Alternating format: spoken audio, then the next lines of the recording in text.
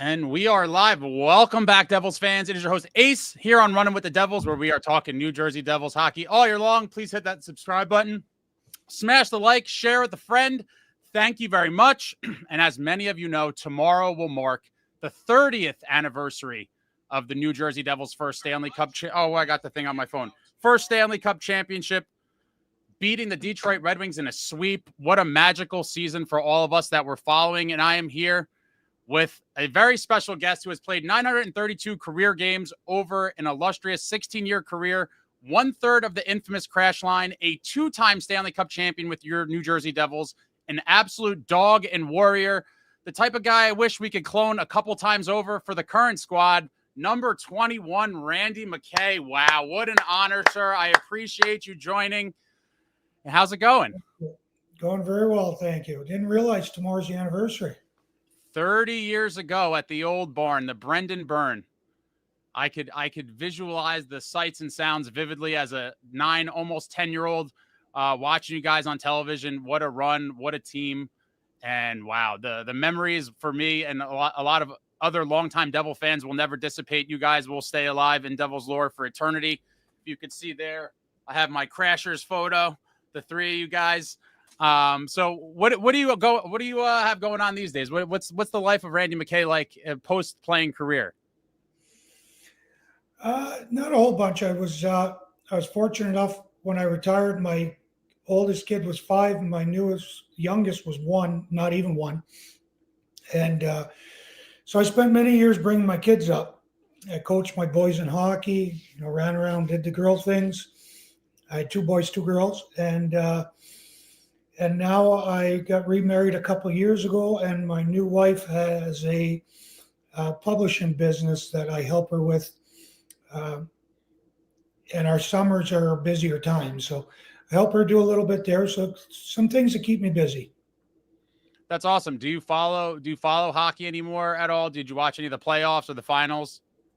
Yes, I watched the playoffs. I pretty much watched the playoffs since I've retired, I think. As far as regulars, maybe not the first I don't remember the first few years if I did.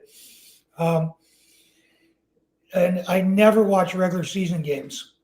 So, and then, I don't know, 4 or 5 years ago, I started watching. I'd watch the Devils and the Red Wings. I started with the Red Wings. I live in Michigan, just to see who the latest players are.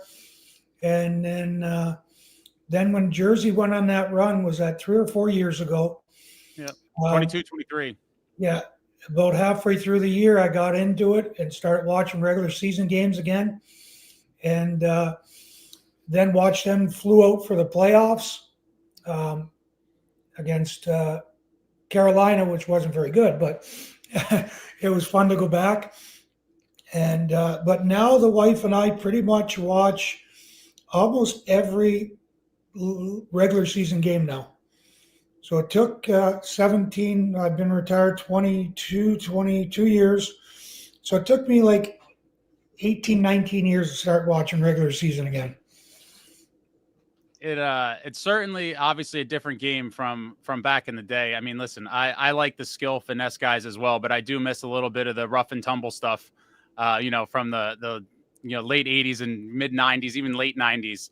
I think a lot of the guys in the league today probably wouldn't cut it back then and vice versa. But, that's just me being, I guess, as the younger kids call me, an old timer or an old head that, likes the rough and tumble stuff. So that's good that you watched some of it. The Panthers, obviously, what a team, right? I mean, wow. When you talk about physicality, they remind me of an old school team from a bygone era. And that's why I like watching them so much. Oh, they are amazing. I mean, but they had won last year. My heart kind of was hoping. I think Connor McDavid is an unbelievable player, and my little bit of me was hoping that Edmonton would win this year. But Florida prevailed again, like you said, a rough and tumble, talented group that plays, 20 guys, and that's what they can hit you with. Amazing stuff. All right, so now we're going to jump into, Devils Cup leading up to it. September 1991, you are awarded to the Devils as compensation for the Wings signing Troy Crowder. Definitely a big and important acquisition in Devils history. Do you remember how you found out you were coming to the Devils at that time? Well, give me a second. I'll tell you a little story. So I don't know why there was a gathering, but the night before I was dealt, obviously there was rumors in the paper because an arbitrator was going to, reward. The Devils had just gotten Scott Stevens the day before. And then the paper started to saying that the rumor was I was getting thrown in the mix for the Troy Crowder. We're at Mike Ilitch's house, the owner of the Red Wings. He pulled me aside. He said, "Kid, don't worry, you're not going anywhere." Well, the next day I showed up and I walked in, went to go sit down in my locker. We're in training camp. We're in a different rink in Flint, Michigan. And all of a sudden someone said, "Did you see the wall?" I said, "No." Well, my sticks were all taped up. So then I kind of went out and I'm like, okay. And I don't even remember from the Wings who told me. All I remember is my ex-wife. I remember talking to her. So I don't know. I talked to her and I was in Flint. Well, all the guys in the Red Wings, I was drafted by them where Red Wings were just rebuilding. So big core young guys. They all said, "Stay until after we're off the ice. We'll meet up for lunch." Well, lunch turned into a dinner, turned into a lot of whatever. All I remember is my wife saying that Lou Lamoriello has been trying to, this is before cell phones, Lou Lamoriello has been trying to get a hold of me. So the next morning I called Lou and I gave him an excuse that that my wife was devastated. She's from Michigan. He wanted me to leave in that day. I was in no shape to leave. And I said, "Can I come tomorrow?" So I went the next day. And I was devastated when I was young. I was still 23 years old or whatever. And it turned into the best thing ever in my life. But at the time, it didn't feel like that. So I was a little devastated, a little upset, but it turned into a great thing for me. And what was your first meeting with Lou like once you got to New Jersey? I don't remember the exact specifics. I remember at one point, during training camp, I was replacing Troy Crowder, kind of. I came with Dave Barr. Is I was fighting a lot. And I was told that that's not the reason that they brought me there. Is not to fight all the time.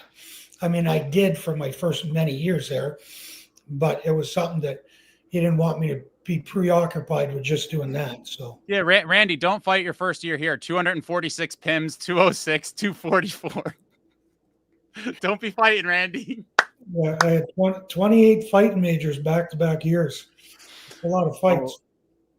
That was some of the guys you fought. For the younger folks trying to get an education, if you want to see the heyday of NHL gladiators, just put in Randy McKay fight in YouTube, and you will see some just absolute tilts, including with some guys that eventually became your teammates and fellow Stanley Cup champions on that 95 team.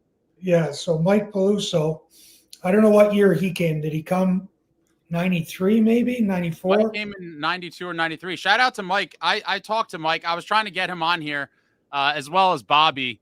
Mike tells some great stories. I've been dying to get Mike on here. Yeah, 93, 94 was Mike's first season of the Devils. I've tried getting him on. He might be watching now. I was pushing him a little bit beforehand. If you're watching, Mike, 2/3 of the crash line could be here, but I think he is watching. I literally just texted him a couple minutes ago, and he said, "Wow, thank you." He always talks super highly of you, as well as obviously all of your former teammates. From throughout the years, your name constantly comes up. Whether they were the young kids that you mentored or other veterans, it's like Dano.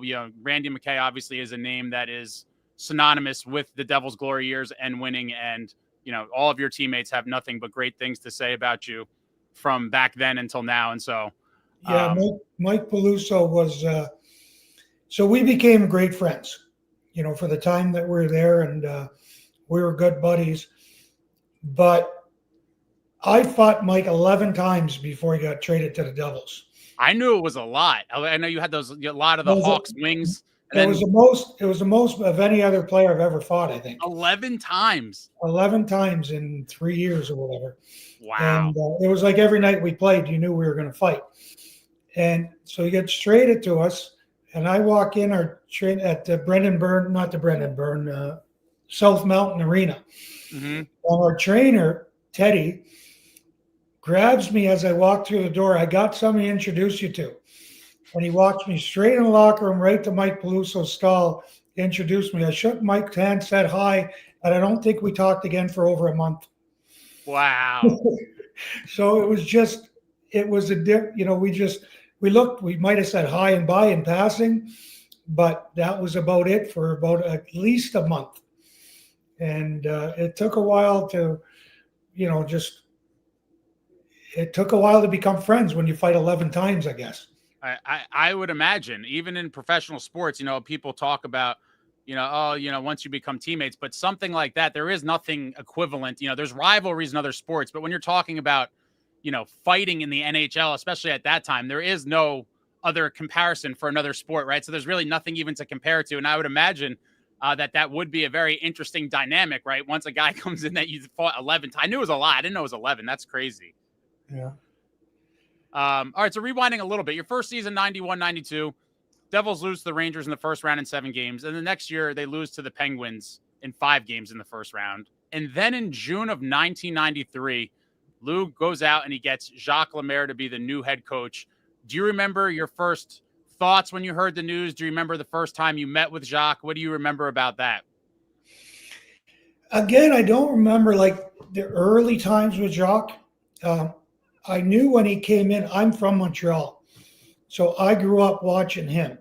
I grew up watching Larry Robinson. I mean, Larry Robinson didn't retire much before I started.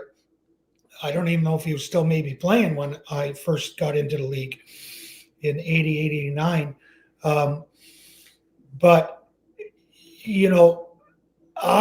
it was during Montreal's heyday when they were winning, 10 Stanley Cups in 20 years or whatever it was.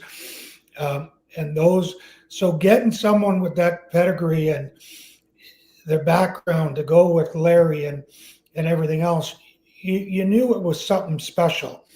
And, it was, he came in and he started, I don't know if he started slow or he just started, ramming his system and ramming team and the way we're going to play, and where everyone's, pretty much, sorry, I got to get the sun out of my eyes. No problem. Equal. And, it's hard to explain to someone. Obviously, you look at Florida, might be a team like they're built as a team. There's so many guys that contribute and are a big part of their team, even though they're not a huge name around the NHL. And that's what we kind of became under Jacques. And it was fabulous. So I would say that 93-94 season was obviously kind of the foundation, I would say, that kind of, in my opinion, kind of birthed the Devils dynasty, obviously leading up to 94-95. Devastating Game 7 loss to the Rangers in the Eastern Conference Finals, one that I'll never forget as a kid. Growing up in North Jersey, the Devils were still kind of on the rise, and many of the kids in the area that liked hockey, the Devils weren't around when their parents were kids, so I was tormented by Rangers fans in elementary school and throughout, and so that was one, obviously, that Game 7 loss that I'll never forget. Do you remember kind of what was the, I guess, temperament or demeanor of the team after that game at the Garden? Well, one, it was devastating to be up 3-2, and then lose Game 6, and then Game 7 going into overtime. Being so close, you look back. Yeah, I was devastated, but after you win, you look back, and then you're even more devastated when you realize how hard and how rewarding it is to win. After you've won, to look back and that, how close we were in 94 and to have not won. It was hard, but I look back now on it, it's even harder that we lost that one. But, you live and learn. It's like Florida lost their first one. Pittsburgh lost back in the early 2000s, and what they won in 2008 and 9. They lost before they won. Vegas lost before they won. Sometimes you learn from losing. I'm not a big believer in that, but I guess it is true, really. I think that Devils team would have definitely beat the Canucks in the finals. What do you think? Oh, I think so too. I think. All right, so I hate to dwell on negativity, but I'm curious from your standpoint. You're talking about painful losses. When you look back at it now, maybe it changed over the years, but Randy McKay today, when you look back at that 94 Rangers series and the 2001 Avalanche Cup Finals, which one do you think was more of like a squandered opportunity? Well, they're both the same. We're up 3-2 in both of them. At home. The one that was hard, I guess hardest to watch for me, was 2001, because I was in the stands watching. And I broke my arm in the first game of the finals. And then I was a spectator, which made it really hard. Was that the season you had was that the season you had the sweet mustache? It could have been. 2000, I think I had it too. I think I had it in 2000. Maybe it was 2001. Yeah, unfortunately, because of that 2001 series with the media, with the 16W and Ray Bork, I kind of liked him before that. I've hated him ever since. After that series, any good feelings I had towards him went out the window. All right, so the Devils. He was the one that broke my arm too. It was him? He came across with a hip check, and if I saw him at the last second, if I didn't see him, he would have hit me. I would have went down and got up. But I saw him, and I tried to jump away, and he caught my arm as I was jumping away. And that's how I broke my arm. Do you know about I don't know if this is true, and I forget where it originated from, but some years ago it came out that, I guess it was the year before, or maybe that season, I forget, but that Lou was trying to get Bork. Did you ever hear anything about this? I don't remember ever hearing that, no. Okay, so it could be one of those kind of urban legends, if you will, over the years. So Devils lose to the Rangers. Before we getting back to when you were talking about growing up with Ranger fans and everything else. Oh, yeah. You got to remember in 94, too, when we had home games, it was 3/4 Ranger fans. I hate to tell you, Randy, the percentage has come down a little bit over the years, but they still invade us. The tickets at the Garden or whatever they are, and it's like Devils, Rangers. It's even in the playoffs, right? And that 22-23 season, being realistic, I would say it was close to half and half. But I will say, in Game 7, watching them all just evacuate the arena it was just a great feeling. I mean, and Adam Henrique in 2012. I think kind of exercised the Stephane Matteau demons because it was an Eastern Conference final to send the Devils to the finals. But obviously, anytime the Devils can eliminate the Rangers, it's a special feeling. And just watching them all file out to go catch their trains or wherever they were going, it really was an unbelievable feeling in that Game 7 because, growing up with 30 years, I've been tormented by them now. And the fact that they still talk smack at all when they haven't won anything since that 1994 season, I find to be a little comical, Randy. And what kills me is you watch, they bring up the Mark Messier calling his shot. They bring it up every year 10 times. Okay, he's the captain of the team. What is he going to say? No, we're probably going to fall flat on our face. No, I guarantee we're going to win. But if they didn't win, no one ever would have ever heard that quote again. And it would have been swept, forgotten about. But because they did win, yeah, they still talk about it, which is amazing. Well, one of the jokes I say is that the Rangers fans will forever be shown their 1994 Cup VHSs by their parents and grandparents because there's nothing on modern media. It's just the VHS tape. That's what they have. Yeah. So we come now 94-95 strike shortened season.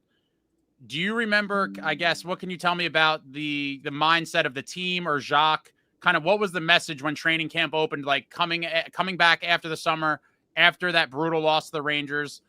Most of the guys are back, the pretty good core in place. And it's like, all right, we showed what we could do last year. It was sort of the coming out party, I would say. And now we're heading into the strike shortened season in 94-95. Yeah, well, with that season one being shorter and, any little skid you went on obviously hurt you more in a half a season than it would in a regular. and we had our fair share of skids. We only finished, in fifth place in the conference. And, I mean, we didn't just squeak into the playoffs. I mean, we made the playoffs, but, without home ice advantage in any round, it was just, it was Jacques, it was Larry, it was, Lou Lamoriello. Everything that was talked about and everything we did was geared on, winning the next game, winning the round. I'm sure that they weren't happy during the year when we'd lose games or lose a couple in a row, but nothing changed. I mean, getting us geared to winning was the main focus. And when we got to the playoffs, I mean, if you look at our record, 16-4 in the playoffs is a pretty unbelievable stat, especially pretty damn good without home ice advantage. And it didn't matter where we were playing. We had 4 lines that could go. Jacques was the best coach I ever had in my career, by far. And I'm not the only player that I played with that have said the same thing. He just knew the bench. He knew how to read players. He knew when it was your night. It wasn't. You play 80 games. It's not going to be your night every night. And he just kind of had a knack to know when you were on, when you were ready to go and when you weren't. And some days you played less, some days you played more. And he was really good at, and when he wasn't playing anymore, you just had to go talk to him. He wouldn't tell you everything you wanted to hear, but he'd give you a chance. I remember John McLean would go to me. It was after I talked to Jacques. It was like the next game or two. Did you go talk to Jacques again? Because my ice time would go from like 13 minutes to 16, 17 minutes. Yeah. But I think Jacques knew that if I was at the state where I was ready to go to him, I was ready to go. And he realized that. So anytime I did, and when I'm saying I talked to him, I might have talked to him 5 times in my career, but there were certain times I did. That's awesome. A lot of guys over the years, even guys that didn't play for him maybe as long as you did, have talked about the positive impact that Jacques had on their career in one way or another. And obviously, his resume as a player and a coach speaks for itself. He just was inducted this past season into the Devils Ring of Honor. That was a pretty cool ceremony, and they played all the clips and all of the stuff. And, Jacques talked about how much of a true team that 95 team was. Out of all the 3 Devils Cup champions, that one I think is the one that fans and players alike say, while there was star names, a lot of them younger in their careers, it was a true team. And I do believe, that you guys, the crash line, was kind of the face of the movement, if you will. Yeah, and he was really good at using us. Obviously, he didn't want us out there in the early years, playing against the top line, but he knew how to use us. We pretty much played a lot after every goal scored, whether it was a goal for or goal against. He'd put us out to keep the momentum, or if we had a goal against, he'd put us out to try to turn the momentum quickly. And he did that a lot. So, for a 4th line back in the day, we got our fair share of ice time, more than almost any other team. Has to be one of the best quote unquote 4th lines in the history of the league, I would say. You had a pretty nice playoff, 8 goals, 4 assists for 12 points during the run. You were 5th on the team, trailing only Stéphane Richer had 21 points, Neil Broughton had 19, Johnny Mack with 18, and the Conn Smythe winner Claude Lemieux had 16. Not too shabby, Mr. McKay. Fifth on the team during the run. And some of the goals, obviously, as many of you guys watching know, were absolutely monstrous. I have the list here. The first goal was in game 1. You had the 5th goal in a crushing 5-0 victory over Boston in game 1. And then the second goal. This is one of the ones I would say, the Devils have had some big goals in their history, but this one's right in that top tier of most memorable goals for me and the other old timers. Devils leading the Bruins 2-1 in the first round. Game 4, 0-0 in overtime. And the shot that I will say will live in infamy. You come in, jam it in, jump on the glass. Everybody's going crazy. And that, when you look at the series, right, that's the difference between going back to Boston tied at 2 or with the commanding 3-1 lead. And when you look back, you're like, if Randy didn't score that goal, I mean, I do think we were the much better team, but you never know what could have happened, right? And now if it's a 3-game series going back to Boston, 2-2, what do you, well, actually, you know what? Let's just, I have to, for those that didn't see it, I'm going to show you right now, because this is for the young kids watching. Randy McKay, overtime winner, game 4 in the first round. Hopefully this works. Wasn't a lot of finesse. Look at this. Look at how bad the video was back then, huh, Randy? It's not like today. The other goaltender is 20. A young Marty. One came through juniors, the other through college. Randy, young Jacques. One coach has won a lot of championships as a player. Both he and the other coach are looking for their first as coaches in the NHL. The Devils have it. Peluso on for Randy McKay and back in. Locker sets it up. Forecheck from Hell. Let's go! The crash line, Michael. Forechecking. Randy McKay in overtime. Got the first seemingly one, Randy. harmless. But with the crashers out there, you never know. You never know. Look at Jacques. No because he was probably running there. He was first up in 2001. His first thought was probably like, what the hell am I doing down that low when Mike's already down there? But if you look at that poor defenseman, what was his name? Rollis, or forget what his name. They just said it. But if you look at his eyes, Mikey Peluso's barging down the left-hand side on him.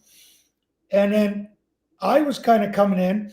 He never looked to my side. All he looked to was Mike coming, and he's getting out of the way. So he gets out of the way, and bang, I was right there.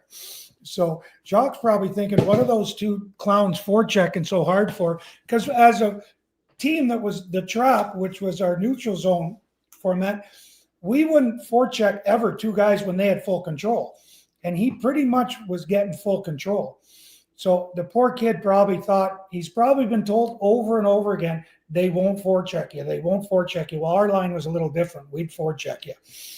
So I'd imagine seeing big number 8 coming charging at you would really scare the ever-loving daylights out of somebody enough to where, you know, mistakes he had happen. no idea I was coming. He had no idea. And jumping on the glass, I'll tell you what, the last thing, and I'll remember this, and I've told this thousands of times, but is when I came around the corner and I was going up the boards after I scored, all I saw was Scott Stevens. And the only thing that went through my head is I don't want to be on bottom of a pileup. So I didn't want to end up on the bottom with Scott coming. That's why I jumped up. I really wasn't. I was celebrating too, but I just didn't want to end up on the bottom of the pile. I think that was a sound logic. So you went Air McKay and you're like, I'm going up. Everyone could get under me. So then you score again. Devils go on to win the series, obviously, play the Pittsburgh Penguins, the potent Pittsburgh Penguins in the second round. What do you remember kind of, I guess, as a team preparing for that series and the weapons that they obviously had?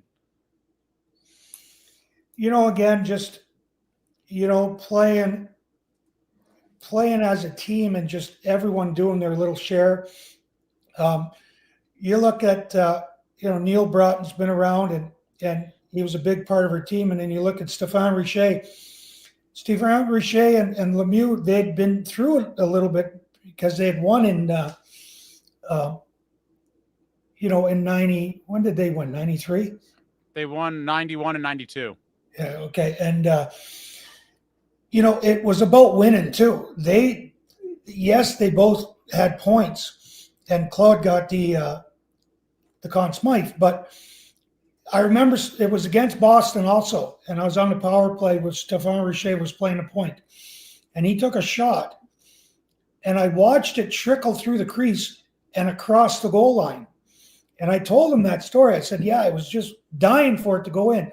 First thing he said to me, he goes, that ever happens again, you hammer it in. He doesn't care if it's halfway across the line. Make sure that puck goes in. So, like, you know, the goal didn't matter to him. It just mattered whether the team won or not.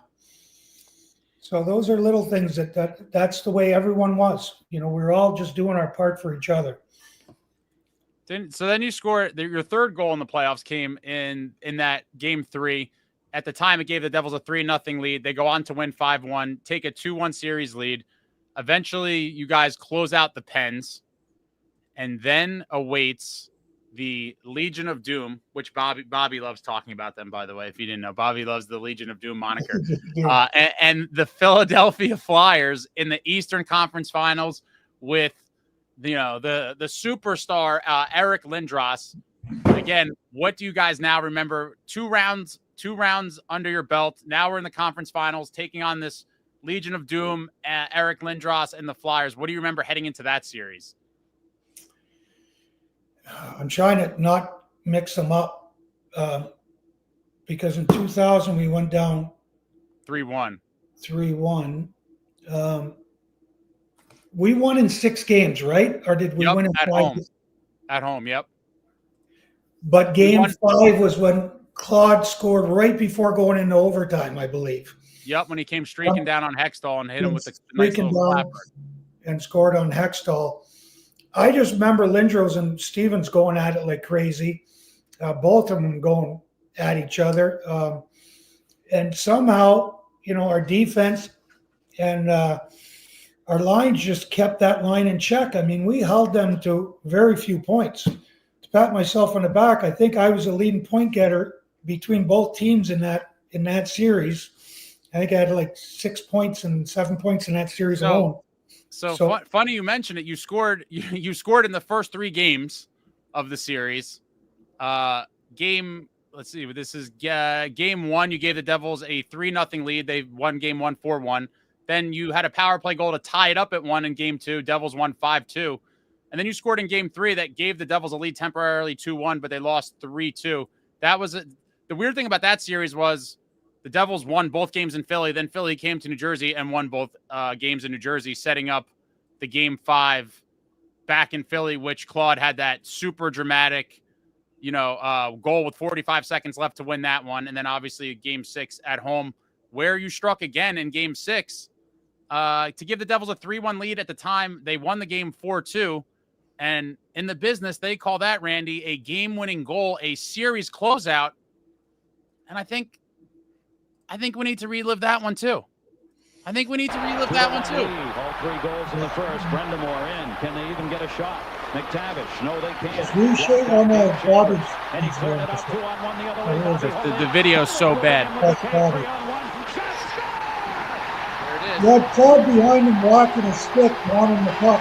They say it on here. Knock it through. They mention it. Can you hear the audio? Yeah. The guy, he mentions it. Watch. The incredible Randy McKay. And the Flyers had caught the Devils completely. I mean, completely in a line change.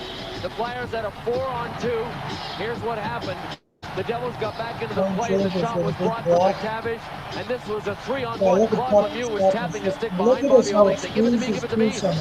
Those under his I don't legs. have to. I've got the amazing Randy McKay over on the right side. It's What a small pass, little what a things that finish. can happen. Like that could have easily hit that D. We ended up losing the game. But, things happen, and, you get your bounces when you work hard enough, and I guess, paid off for us. What a monster series for you there.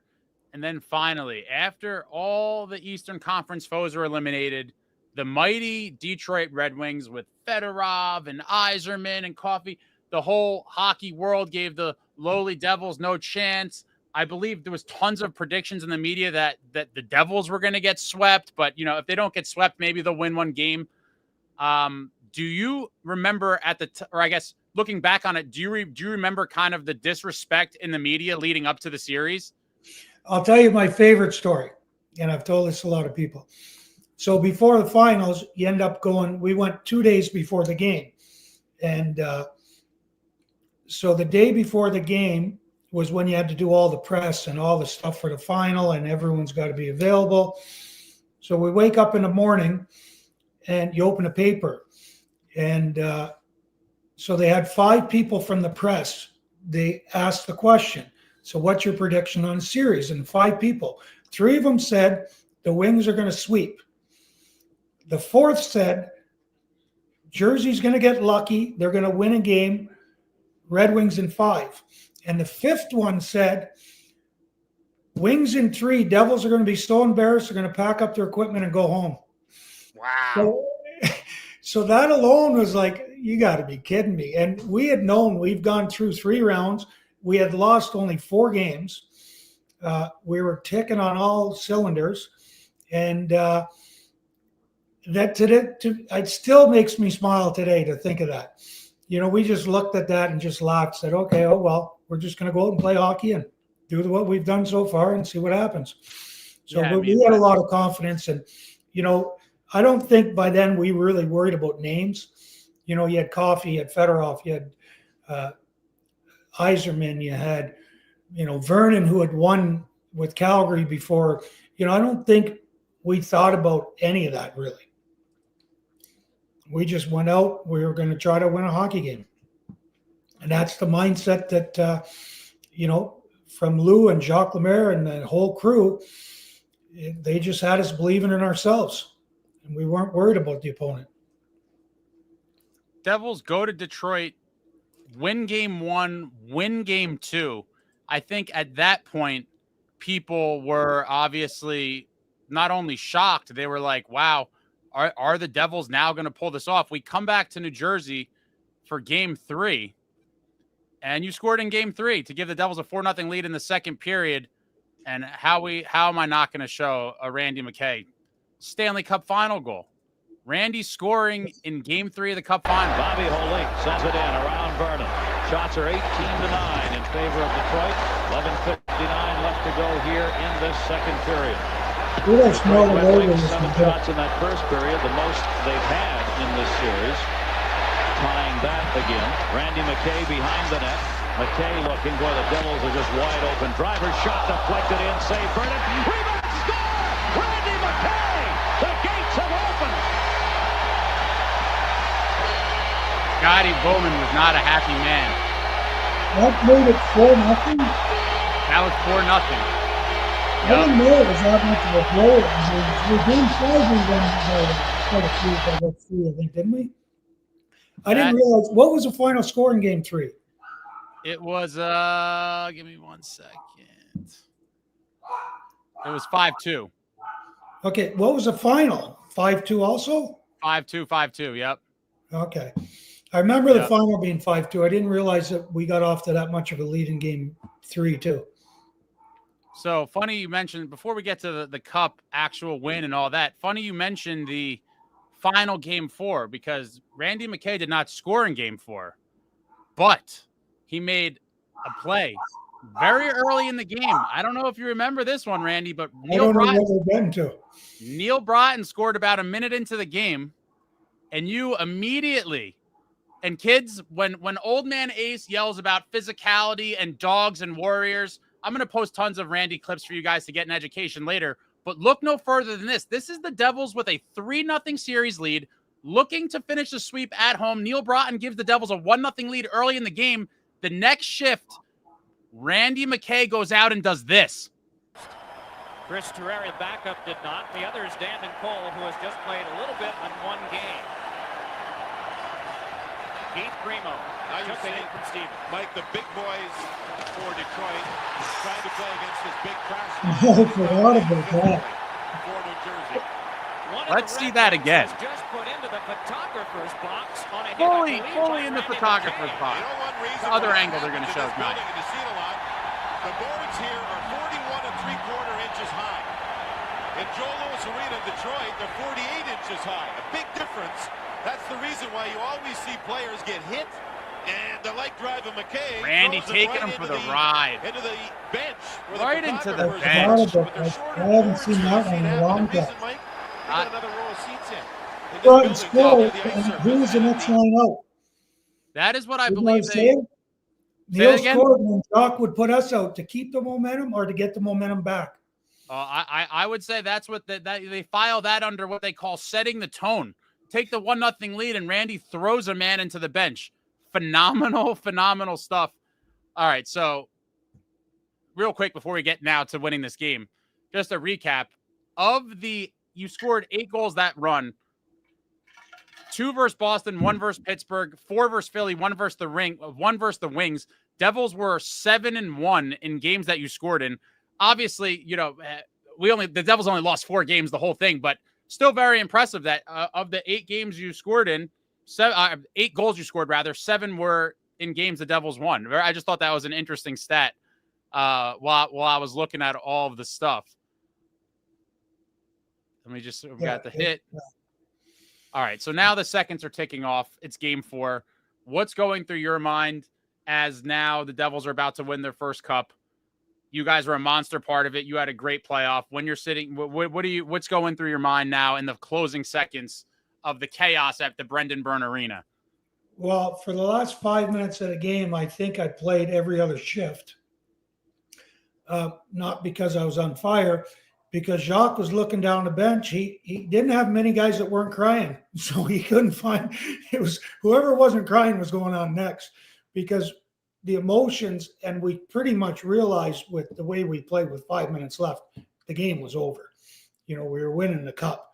You had John McClain, you had Mike Peluso. They were in tears with 4 or 5 minutes left, I think. And it was just amazing. It was nice to actually sit back and like savor the last, 3-4 minutes. Because you knew Detroit was pretty much giving up. They were down 3. They weren't making much of a push that late in the game. So yeah, it was a pretty fun experience to just really enjoy the last 5 minutes of the game. And then we have here, what is going through your mind at this moment? You finally have the cup. You're hoisting it. The crowd's going nuts. Yeah, so I'm the one player without the logo, because they used to stamp just with a little. It was very cheap, the design. Yeah, they fell off a lot. My logo was off. And I don't know if this was before or after. So we used to parade around the whole ice. And you had wires, you had people. And all I remember is I was turning left, and Bobby Carpenter wasn't turning left. And I tripped over his skate, and I almost did a digger with the cup in my hands. I don't know if that's anywhere to find, but I literally came within inches of banging it right off the ice, and I was able to save it. But that's one of the reasons why they don't let you skate all over anymore. Because, like I said, there's TV cords all over, there's people all over, and we're parading around with the cup. And I almost took a digger. Thank God I didn't. That would have made that. Well, I think the Panthers have already jacked up the cup a couple of times this time around. Yeah. I think it's a little more fragile than people realize. I think they kind of have to, attend to it and do a little repair as time goes on. So this one, I'm going to pull up. I want to know what runs. Well, I guess before I do that. So what was it? What did you guys do? We've seen the photos and stuff, the standard, champagne and beers and cigars in the locker room. What do you remember about being in the locker room afterwards, as well as what you guys did that night? Locker room afterwards, family was down. We didn't have locker rooms like they have now. Mm-hmm. We had a little lounge, we had the locker room, we had a training room, and we were also joined with the Nets locker room. You could get through it. We shared the same training room. So I think we used their locker room too to walk it, because there was family. And so we hung out there. And then afterwards, we ended up with the cup at the Verona Inn, a small little pub in Verona, which is near where, West Orange, where we practice and that. And it's a place that the guys used to hang out with. And I remember coming out of there, and daylight had already broken. So I don't know whether we stayed there till 6, 7 in the morning. I can't remember, but we just went all night. It was one of those. Yes, we did have some beverages, but the high we were on, nobody was going to bed. It was just amazing. Who do you think, or I guess, who were the guys? Was the sentiment amongst the team? Was everyone the most excited for Johnny, Mac, Driver, and Dano? What was that kind of like for the guys that were there for a while? Yeah, the guys that have been through, more of it than anyone else. Obviously, like I said, John McClain was crying on the bench in game in Game 4 against the Red Wings. They had gone through a lot. Look at how big that goal John McLean scored in Chicago to get the Devils in their first ever playoffs. I believe I'm right there, right? That was their first ever he got them into. Yeah, April 3rd of '88. He scored on Darren Pang of the Hawks. Yeah, and that was huge. And it was. Just for everybody, it was winning the Stanley Cup. We were happy for everyone. But yeah, you had a little special thing for all them that had been through the bad years and the real tough years. Let's say, not bad years. So I want to know what you think of. Let me do this one first. This is courtesy of the Mike Peluso archive. He sent me this. Bam! Look at those beauties. Wow. I'm assuming this is not after the game. This is probably like you guys do the team photo and stuff a couple days later. Yeah, that must have been a team photo with the cup because we all look like we're dolled up a little bit. Yeah. Wow. And then I have another one. I'm curious if you remember this That's one. as much hair as I've seen Bobby have for a while. That's pretty long for him. Yeah. And then we have this one was from sometime after that, I would imagine. Another classic from the Mike Peluso archives. Thank you, Mike, for sending me. Bang. Look at that one. Another great shot. Yeah. Yeah. Look at Bobby that's the longest hair I remember him ever having, I think. For all the kids watching at home, this is what legends look like right here. The crash line. Go do your homework. Look up these men. Look up the highlights. Phenomenal stuff. And just, wow. Looking at these photos, it's crazy. Yeah. What did you do for your day with the cup? Well, back in '95, that was the first year that they had the cup keeper. So that was the first year. So I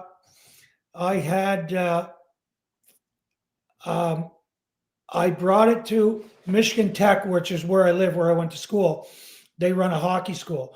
My buddy was in charge of the program. I brought it over there.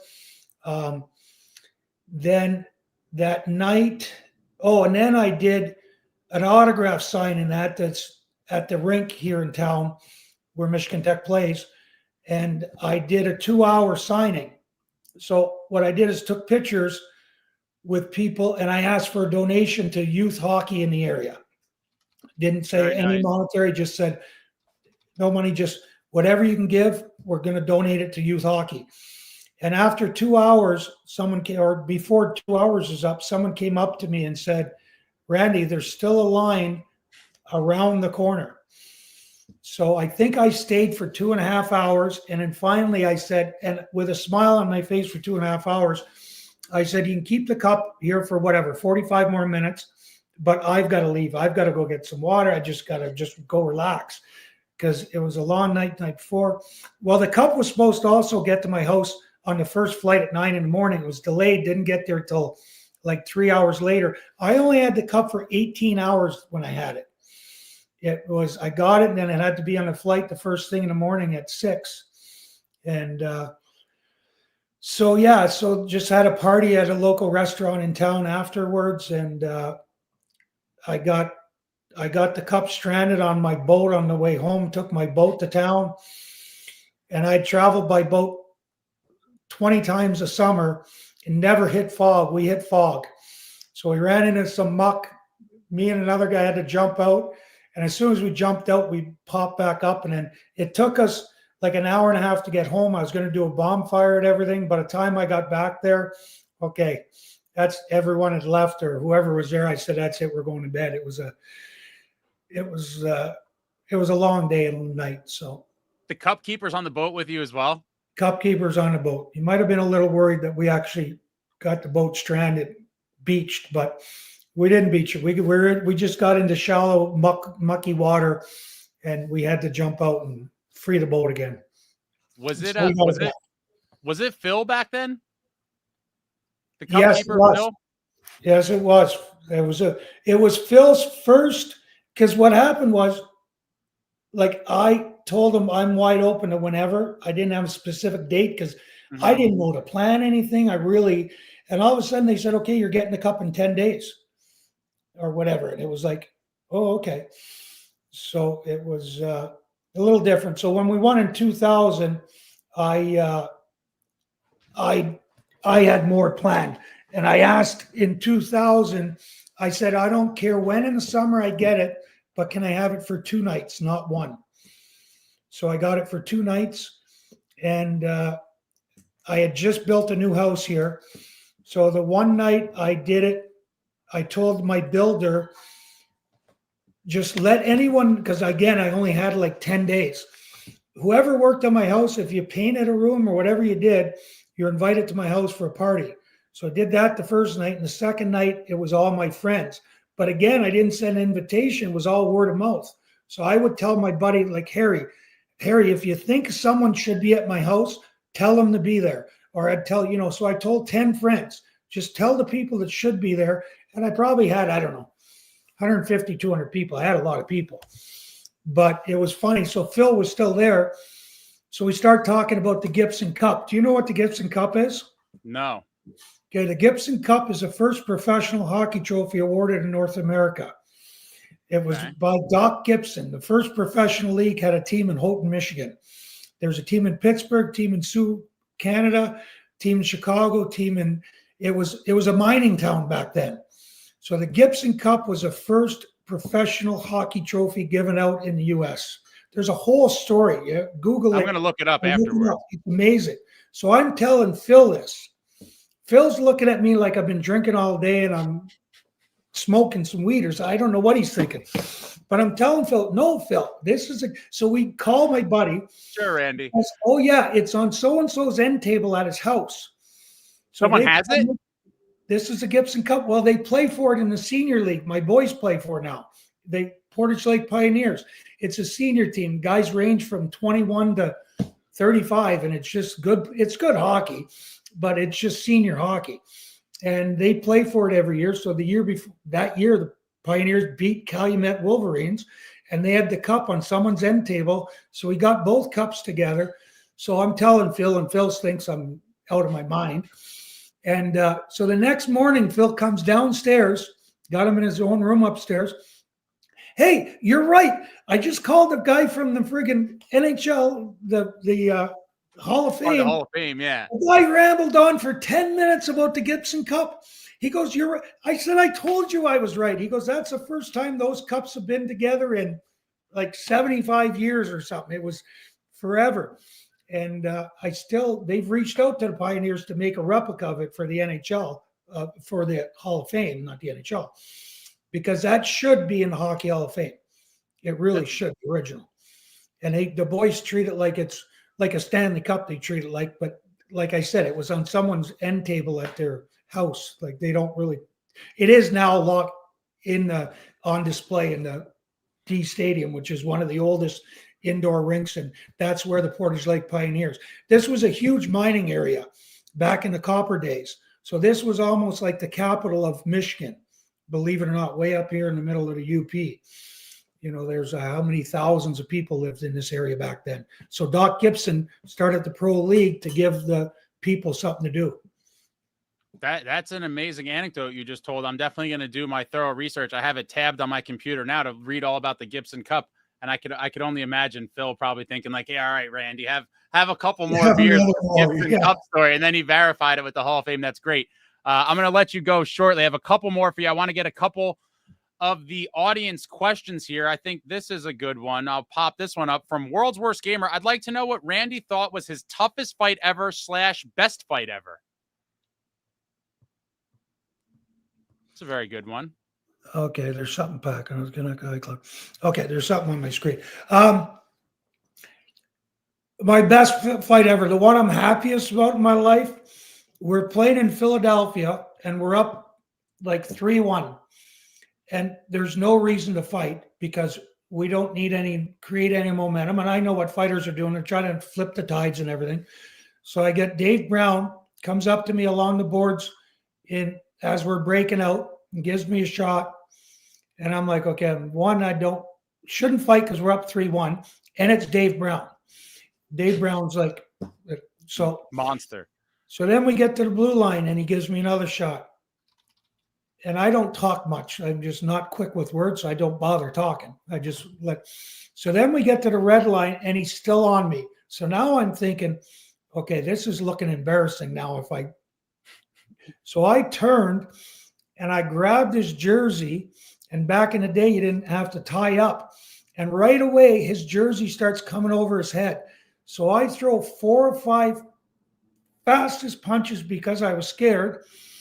And down goes Brown. I broke his nose, and he was covered in blood. And that was the end of the fight. And that is by far my best fight to me that I ever had. But I'll give him credit. Later in the game, we lined up at his face-off, and he looked at me, he goes, "Hey, kid, you want to go again?" And I mumbled something like, "I'm pretty happy with the first one. I don't want to fight again." Do you remember what year that was? Oh, that had to be in my early years in Jersey. I think it was this one. I'm gonna have to look find when Dave Brown was there, but it was. I would think it was 92, 93, 94. It was Brown wasn't there. I don't think in 95 was he? I don't know. You have to look up Brown when he played for Philly and when it was early. I'll find it later, and I'll post it for everybody later when I find it. That's hilarious. And I guess the second part he said was, do you remember a toughest fight ever? Oh, I had a couple of them. With Jersey, I fought in Detroit's training camp. I fought back-to-back nights in Minnesota. I fought Link Gates, the missing link, and Tenorti, who was back then 6'4", 230. And I didn't do too well in either of them. I hung in there, but those back-to-back were a little tough. I mean, and then I fought in Jersey off of opening face-off. I fought, I can't think of his name right now. Whatever. I stood behind him getting a coffee once a few years later, and I looked at the size of him. His hands were twice the size of mine. His shoulders were like 4 feet wide. Like the guy was huge.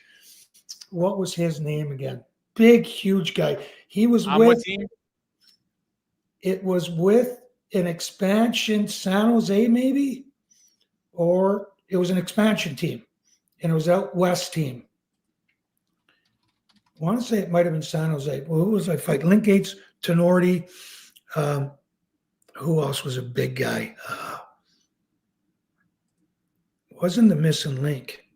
Maybe it was the missing link. I was gonna say, I'm pretty sure he played for San Jose. And whatever. I got into a fight with him, and he was taller than me and bigger than me. And we got in there, and I threw the first 10 punches. I was doing great. Hadn't thrown a punch yet. And I'm not hitting him, but I'm throwing punches, looking good. And he hit me with one, and all I remember is it felt like he hit me from blue line to red line on my back. All I remember is sliding on my back, looking up at the sky. He hit me so hard once. So that wasn't good. Would you say that you were more of a middleweight who openly fought heavyweights? Would that be a fair statement? I was a very middleweight. My goal in fighting was to lose. What I meant by that is to not get beat up. If I had to grab on a little bit and fight, when I fought a Brown or fought a Link Gates, I'm trying to hang in there. I mean, I can't compete. I was playing at 207 pounds, under 6'2". These guys are 6'3", 6'4", 230. It was a little tough for me. You when you look up the fights, and the video doesn't lie, you definitely get the better end of most of them. So props to you. Again, I remember even as a kid being like, Randy's a very tough guy, but he's fighting some absolute monsters, and a lot of times you'd knock the snot out of him. And what I did is I learned one thing. I learned from Bob Probert, and not that he taught me anything, but just being from Michigan and starting with the Red Wings, is I watched how he fought. And if you ever watched him fight, he would just tire the guy out. Just get a good grip on him, lock him out, and let the guy throw 10 or 15 punches. And then all of a sudden, the guy got all his adrenaline out, and then you take it to him when he's tired.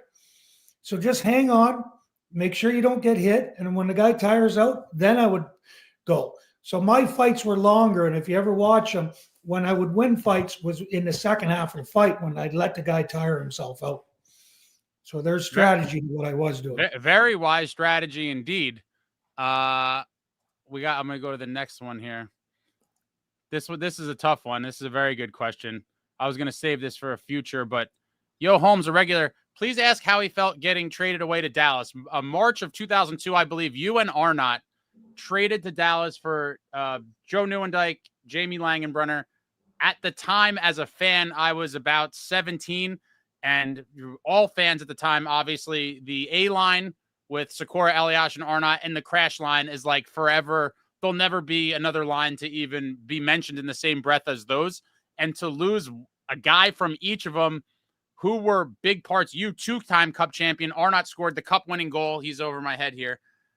Both fan favorites traded to Dallas. What do you remember about how you were notified about that and everything kind of, the fallout after that?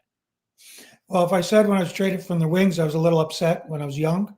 I was devastated when it happened. So we were sitting eating at a ground round, waiting to go. So we had practice at the Burn. I don't know why we were there, but we practiced there, and then we fly out of Teterboro. We went and had lunch along whatever road that is, 3 or whatever. And we're at the ground round. We're watching a ticker tape. And back then, at whatever, 1 o'clock, everything was supposed to be done, all the trades. Well, no one's name. My phone rang once from a number I didn't know, but there's no one on the line. And then so we're finished. I jumped in the car, and as I was driving the 5 minutes from the restaurant to the airplane to fly out, I get a call for Lou to come see him in the office. And I can say I was in tears. I can honestly say that Lou had a few tears down his eyes, and he apologized to me, and he just said that with my injury, I was having hip problems. That and Constantine didn't like me as a player, and that I wasn't He going. Told you that? Lou told you that at the time? He told me that Constantine wasn't a fan of mine. Wow. And he was a coach. And I can honestly say, not because of that. Maybe he wasn't a fan of mine because I rolled my eyes at him for constantly. He's the worst coach I ever had. Not because he wasn't prepared, because he was anal about everything. And when Jacques Lemaire was a perfectionist, but he wouldn't tell you your skates are pointing at 2 o'clock when they should be pointing at 1:30. And he ripped Scotty Gomez every meeting. Scotty Gomez is a 19, 20-year-old rookie pretty much, and you're ripping him apart. Everything that's good about Scotty's game is because he cheats a little, because he reads plays, because he does that. But he was just, I hated him as coach. And like we used to do, so Larry quit or got let go halfway through the year. He comes in and we're having 2-hour meetings every day of video for an hour. And he's criticizing every single movement everyone's doing. And yeah, I probably rolled my eyes at him more than once, looking like you're like completely retarded. You're halfway through the year and you're going to put us through this, and you're going to rip our youngest, best player every day. So I didn't like the guy at all. And he lasted how long with the Devils? A half a season. Not long at all. Half a season, and he was let go. I find that is interesting. I don't know that I've ever heard a story like that where a general manager tells a player part of the reason he's traded is that a coach was not a particular fan of him. And I find it even more shocking coming from a guy like Lou, because, what happened there too, though, is so I had hip issues and I was struggling with my right hip a little bit. And so our this I found out later, our doctor in New Jersey had told Lou that I probably had a degenerative hip. Well, with a degenerative hip, you're done. There's no looking back. And I'd had an MRI done. It didn't show anything, but I had an open air MRI. So when I went to Dallas, gave me a choice, go to California or go to New York. Well, I had a house in Jersey, so I'm going to New York. I went to see him and he put me in a closed tube MRI, and he came out and he said, it could be 3 things. It could be degenerative hip, it could be this, and it could be that. And it turned out to be best case scenario. He went in, I had fragments floating around in my hip socket which has the least amount of fluid of any socket in your body. And they cleaned it out. And a month later, I was back to normal. It felt great. So it turned out not to be the worst case scenario, but the Devils traded both Arnott and I both hurt with there was a clause where they couldn't come back for injuries. Dallas had to take us the way we were. It was like buyer beware. Yeah, buyer beware, they were told, and it turned out to be great. It wasn't much, and Dallas tried to sign me, and then Montreal offered me and I'm from Montreal, so I ended up going to Montreal the following year. Do you think for Lou's own reasoning that he thought it was more, like, do you think Lou cared more about damaged goods versus yeah. And Lou said that they were going to offer me a contract, so that he did tell Lou that they were going to give me a chance, and that they were going to, have plans on keeping me and offer me a contract, which they did. And Lou just thought my chances there to continue my career were better. I had a great relationship with Lou. Like I said, we both shed tears that day and hugged the day he let me go. It was great tough. Story. And like the Constantine story is a great one too. Not too many guys have talked about him. So I'm assuming that's a pretty common, from the story you just told, a very common sentiment amongst the guys on that team.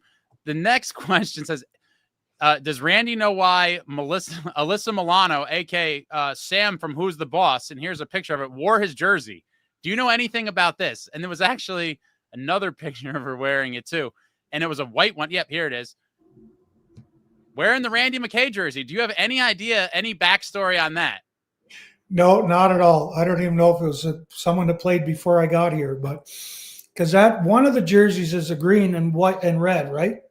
They're both. One is the red and one's the white, but they're both the old school red and green. Yeah, colors. I only wore that for one season, so I'm not sure. No one ever contacted me. Her people never tried to get a hold of me or anything, but you never know. Let me just see if there's any other ones here. All right, a bunch of nonsense. People trashing Kevin Constantine in the comments. I got a couple more, and I'm going to let you add. And one thing about Kevin Constantine, he was a very prepared coach.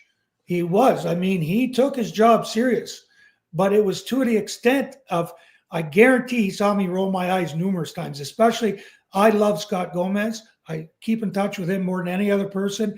And when he was ripping that young of a kid as often as he did, I just had exception to it. So it's funny you mention that. I told Lou about him before I left, and he didn't last long. So one of my closing questions I have on here is, tell me a good Gomer story. I did an interview with Gomer a while back. And again, one of the guys very complimentary when I was asking him about who, what veterans on the team kind of mentored him and took him under their wing, and he mentioned you, Bobby, Dano, a couple other guys, but he definitely talked about you a lot. And so I was very curious. Do you have any good young Gomer stories when he, from, I guess, his rookie season, 2000, when he came into the league before ultimately winning a cup with you and capturing the Calder as Rookie of the Year? Do you have any good recollections of young Gomer stories of, whatever? Yeah, I'll tell you my favorite one. There's some great ones, but he's got to tell the ones about Claude Lemieux pulling him into the bathroom stall with him and John Madden. Tell him, okay, kid, I want you both to realize I'm not here to make you better.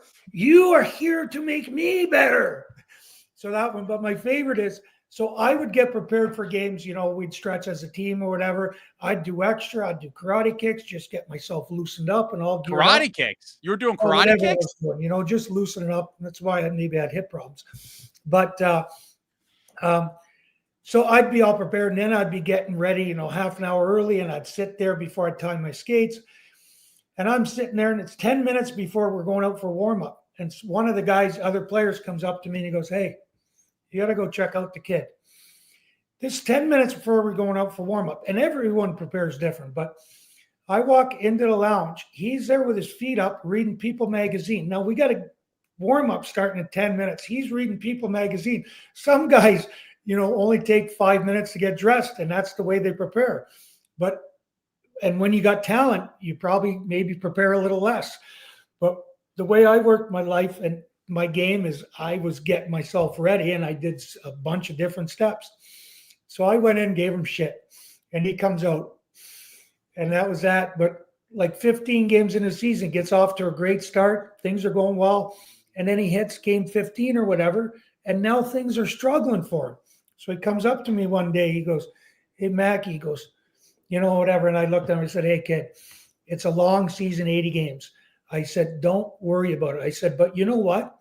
I said, "Remember that kid that I gave shit to 2 months ago or a month and a half ago or whatever it was?" I said, "Everyone's his own guy." I said, "Go back to being that kid and quit worrying about so much shit. Just go forget about it and read People magazine."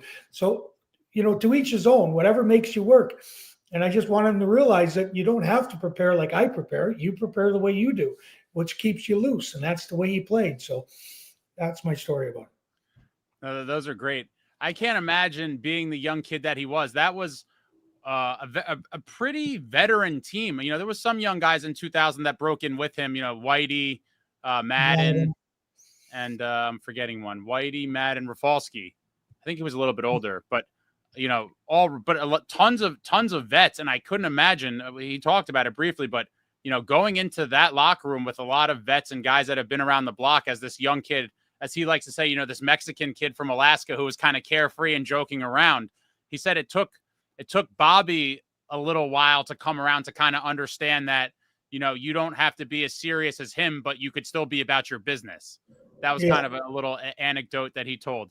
All right, I'll let you add for him, he had to play with Claude Lemieux, who's not easy to play with. I've been Claude Lemieux's roommate for 5 years, and I got along great with Claude, but he's hard. He can be hard on kids. What years were you roommates with him? Oh, from pretty much from the time I got there for 5 seasons. So they used to switch roommates back and forth a little bit, and Claude was going through a divorce a couple of years after I got there, so 93, 94, whenever it was. And when he was going through his divorce, he asked Luke, "Can you not switch roommates with me? Because, I'm talking, he's on the phone with lawyers or he's doing whatever." He just wanted the same roommate. So then we ended up being roommates for 5 years or so. That is awesome. All right. But this is the last one I'm going to do from the audience. Randy's craziest story he had while playing in the league / funniest prank. Oh, I'm not good. That's where you need Gomer for stories. I don't have as many stories as he does. I can't think of one off the top of my head. You guys put too much pressure on him. All right, the closing ones for me, Randy. Then I'm going to let you get out of here. Appreciate your time. The old school fans love you forever. These are great stories and little tidbits you're giving us here. One of my closing questions is, at what point, I guess, did you think that Marty could be great? And then at what point did you know Marty was great? Well, 94, in the playoff run and what he did then. And then to back it up the following year, it didn't take much more. I mean, that was his first 2 years also, I think, wasn't it? Or was he there in 93? His first start was in 92 technically, but he didn't play a lot of games until I think it was the 93-94 season. Yeah, I think that was really his first rookie year. Yeah, he played 47 games that year. Yeah, so he came in and he was good, and then to do it up back-to-back years, you realize the kid was pretty special. And so you thought he was great after the first cup? Yes.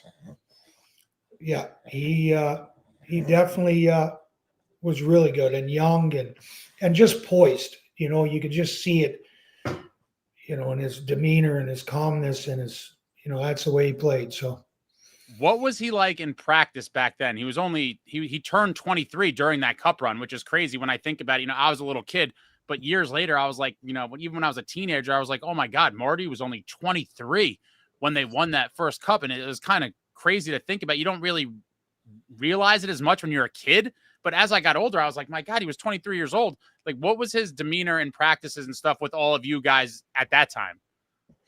It was really good. It was, I guess, Marty's a great, you hear a lot about goalies being eccentric or different and everything. Mm-hmm. Marty was just a normal guy. But, in practice, I remember, he used to be out, as a young kid, he was after every practice he'd be doing work with Jacques Caron, and and then you'd have the guys that didn't play as much, like the fourth liners and us.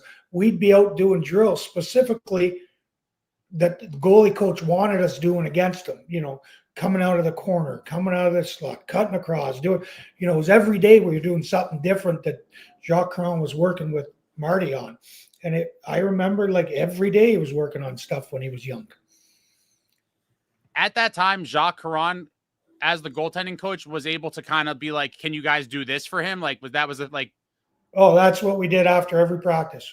After the practice. Jacques Lemaire was doing drills with the D, after practice, just doing little, maybe not all of them, but 3 or 4 of them or 2 or 3 of them working on things they need to work on. And Jacques Caron was doing something with Marty. And almost pretty much daily working on little things. No, that's awesome. Last one, same question for Scott Niedermayer. He was an unbelievable skater. Like, just to watch him float out there. And, in his younger years, he could skate. And this is me personally remembering, but he'd get to the offensive blue line, and mentally he wouldn't, like, you could see everything up until he'd get in the offensive zone would be exceptional. And then it kind of teetered a little bit in his younger years. I don't know if just getting used to the, now he's playing against men. He could still get through the ice until he got into, and his early years, you could see eventually he was going to become great offensively. But even though he was a great skater offensively, he still had things to learn, to finish off plays and to do all that. But just his skating ability alone was just mind-boggling, mesmerizing to watch.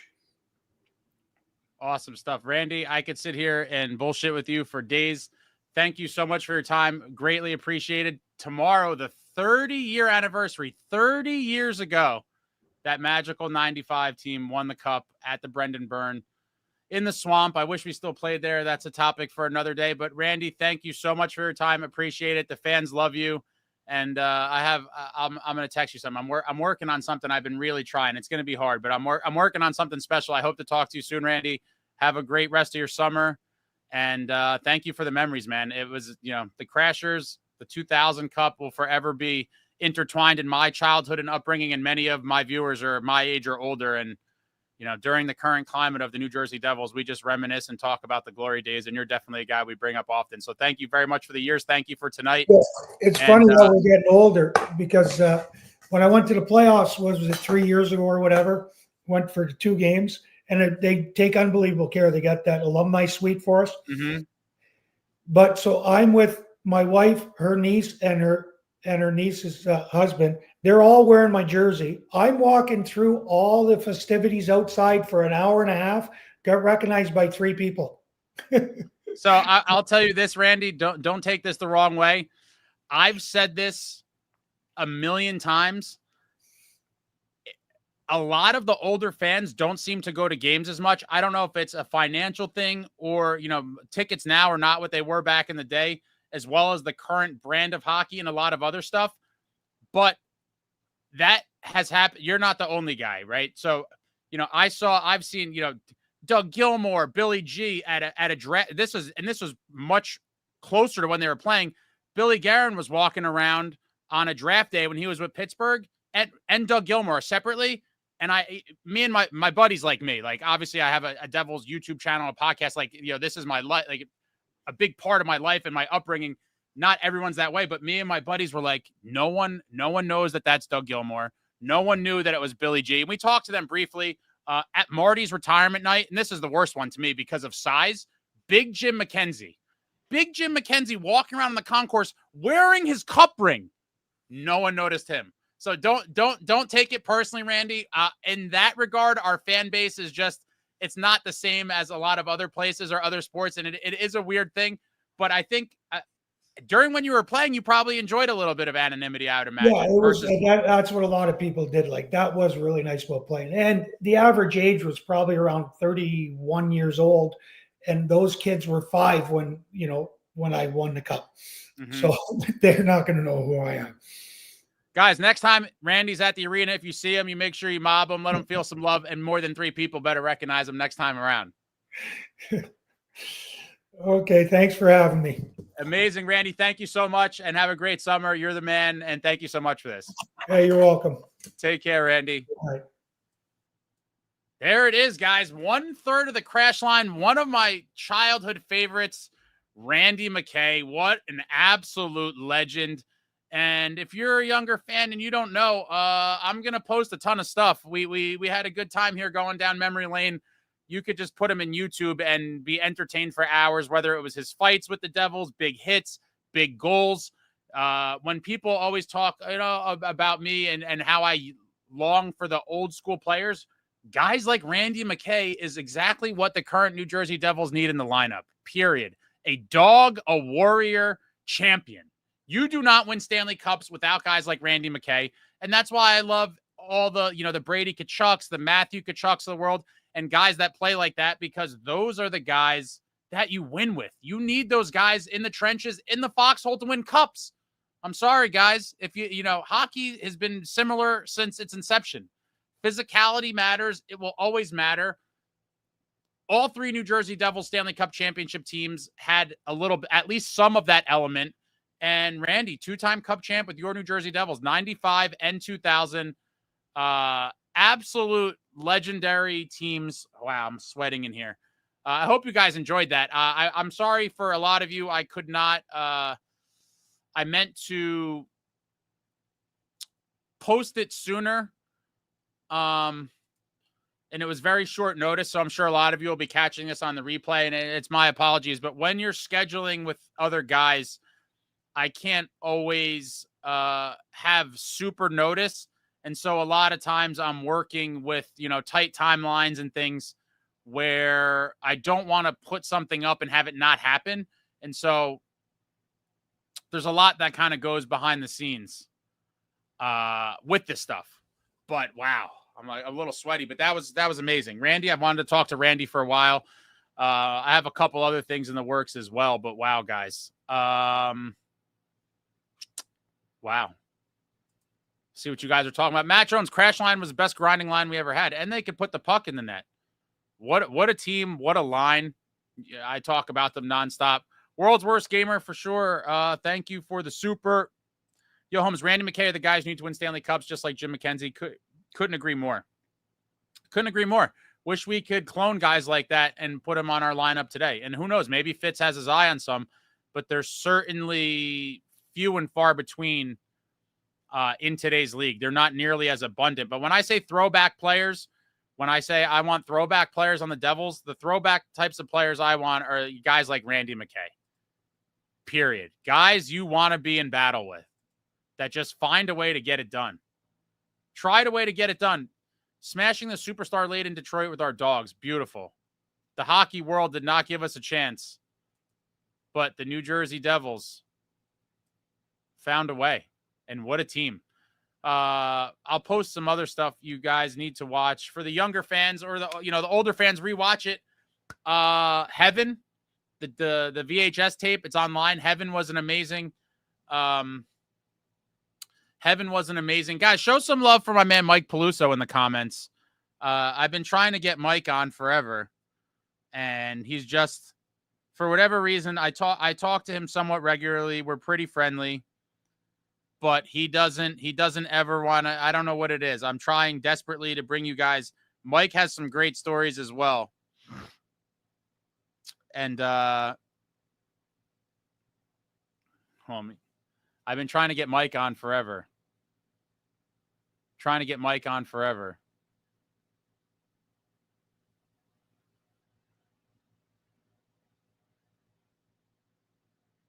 Huh? I got faked out. Devil's Trap was not ugly. People, I think, just didn't watch our team close enough. I mean, listen, they could say whatever they want. Champion cups are forever. And look at Riche, Lemieux. We had tons of offensively gifted guys putting up decent numbers as well. It's just more hater stuff, that people want to just talk about the trap and this and that. It's like, champions. champions. I forgot, if you guys could hit the thumbs up for your boy, hit the like. I'd appreciate that. Would certainly appreciate your like. Yo, Holmes, glad I caught the stream. What a bonus. Yeah, it was short notice. It was short notice. Max, I did not see your trade proposal. Sorry, bro. I was trying to lock in on Randy. There's a lot going on. I tried to do a couple of the comments. It's hard. I'm trying to get better at this, but it's a lot of multitasking and a lot of stuff. Appreciate all of you that did throw questions out there. And if I couldn't read your question, I'm sorry. You know, I didn't want to keep him on here forever and hijack his entire night. Yeah. World's Worst Gamer for sure. That was cool. You did a great job with the interview for sure. Thank you very much. Appreciate that. Michael S. That was a great interview. Thank you, Ace. Thank you, Michael. Cisco Kid, I met Peluso at Saints Cafe and T-Net Club. He was the nicest guy. That's awesome. Ted, Ace, excellent interview. Thank you. Thank you, sir. Robert, I won't be ignored, Dan. Was there someone in here acting a fool before? I booted somebody. I was trying to, again, when I'm talking to somebody, it's hard. I just saw a bunch of things and I banned somebody who I think was acting up. I'd have to scroll back up. I think I don't know. I have to go back and look. It was all happening while we were talking to Randy here. Metalander, I've got some good B-roll for this video if you want. Yeah, appreciate that, Metalander. I'm actually going to message you. I was thinking about something in conjunction with the the cup anniversaries and stuff. I was thinking about something. I'll definitely message you later on. Ted, Trevor Zegras, now the pressure is really on Fitz to get some real forwards for the Devils. I didn't want Zegras personally. I just think he's more of I just think that's redundancy. I've said I think the team needs a new ingredient, something a little different than what we have. And in my opinion, he's more in line with what we already have several of, if I'm being honest. Now, again, would he improve the Devils? Yes. But you don't have unlimited money and you don't have unlimited assets to make moves. So does he make the team better? Yes. Is it an ideal or the exact type of piece we need? I'm going to say no. I'm going to say no and that we could do better. But hopefully that happens. As I said earlier, I love that we were giving love to Devils outside of the Stevens, Brodeurs, Niedermayer. Oh, of course. The Crashers guy. I mean, come on. I talk about guys all the time that aren't the banner names. Obviously, yes, the banner guys are super important, but there's a million guys that played for this organization that deserve tons of love as well. And in no particular order, you know, the crash line, Mike Peluso, Randy McKay, Bobby Holik, guys like Colin White, John Madden, Jay Pandolfo, Jason Arnott. There's endless amounts of guys who have had an impact on this organization and the legacy of the Devils that aren't names in the rafters, for sure. Yo, Holmes, Mike Peluso is the nicest guy in pure heart and soul. Absolutely. Mike tells some funny stories. I've been trying to get him on here forever, guys. Show some love for Mike actually not in the chat. If you guys could comment about Mike, give me your favorite Mike memory or anything you guys want to write about Mike. Put it in the comments for me, not in the chat, in the actual comments of the video. Some of you probably don't know the difference, and I only learned it, a couple years ago when I started doing this, but not the chat box, the actual comment on the video page. Flood it out with Mike Peluso memories and good stuff about Mike. I've been massaging this for a while. Ted, Ace, in my opinion, the Florida Panthers entire team is playing a crash line style and mentality. Yeah. 3 finals in a row, back-to-back Cup champs. I mean, champs. I like the Florida Panthers because I see a bit of the 90s Devils in them. Florida playing gritty hockey is a W. Metalander calling Mike and Peluso getting emotional on the bench in 95. Yeah, it's a definite a photo that will live in infamy. Mike, huddled over in the end of Game 4 for sure. That's definitely one of the most famous Devils images ever.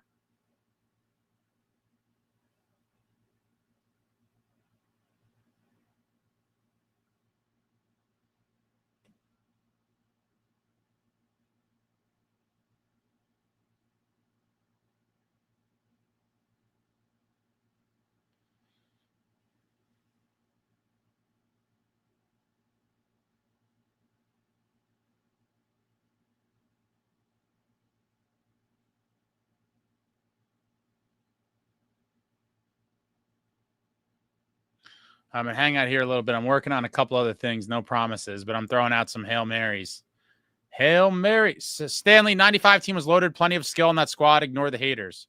There's nothing to hate on. We swept the mighty Red Wings. I can't wait to watch Heaven and title his team also. Title his team is a great one for the youngsters. Definitely check that out. Title his team is a great one. Narrated by the great Doc Emmerich. Another little documentary about the 95 Cup champs. Oh, here's Max's thing. Jake Allen sign and trade. Edmonton, Henrique, and Edmonton retains 2-3 mil. At this point, I think, I hate to say it, I think Henrique might be done. I didn't see enough of Edmonton, but he quiet in the playoffs. I don't know. I wouldn't be opposed to it, but I think they're going to try to bring Glass back for 4C. We'll see. McCurdle, 76. Doc's call of Randy's OT playoff goal versus Bruins in 95 is on the loop. Walking into the Meadowlands for years. Randy McKay scores the game-winning goal in overtime. Great one. Max says Edmonton needs a goalie. We have an upper hand. Maybe we'll get some sort of asset out of squeeze it out of them for something like that. Could be interesting as opposed to just let him go to free agency, right? Try to get something. Ted, Devils need scoring and grit and a killer instinct. I completely agree. Again, that's why in the opening I said about Randy, a guy I wish we could clone for the current team, because that is the type of player that we need. We don't have enough, or really any. You can make an argument for a couple guys to some extent, but John says I don't recognize a lot of people without helmets. Pyra, my bad, Ace. I should have said that I love you're giving them love too. I think it's important. Oh yeah. No, I listen, there's tons of guys that I'm hope, over time hope to bring you conversations with and just talk about, glory days. That's all we have right now. That's all we got right now. Yo, Holmes says, I still remember that one day in Boston where they let Peluso wear the A for the day back in 95. I don't remember that. Was that regular season or was it preseason? Hold on, guys. Do you remember? I don't think I've ever seen a photo of it, and it's photos and stuff from back then is way they're very sporadic. 30 years ago in terms of like photos and technology is like a million years ago. Oh, this is brutal. Husky, you killed this, Ace. Well done. Really enjoyed the interview. Thank you. Thank you, man. I appreciate that. Hopefully we get some more guys on here soon for Tales from the Glory Days. Maybe Marner and Matthews should watch Peluso in that footage. Maybe they don't understand what it takes to win. I mean, listen, it's a different league.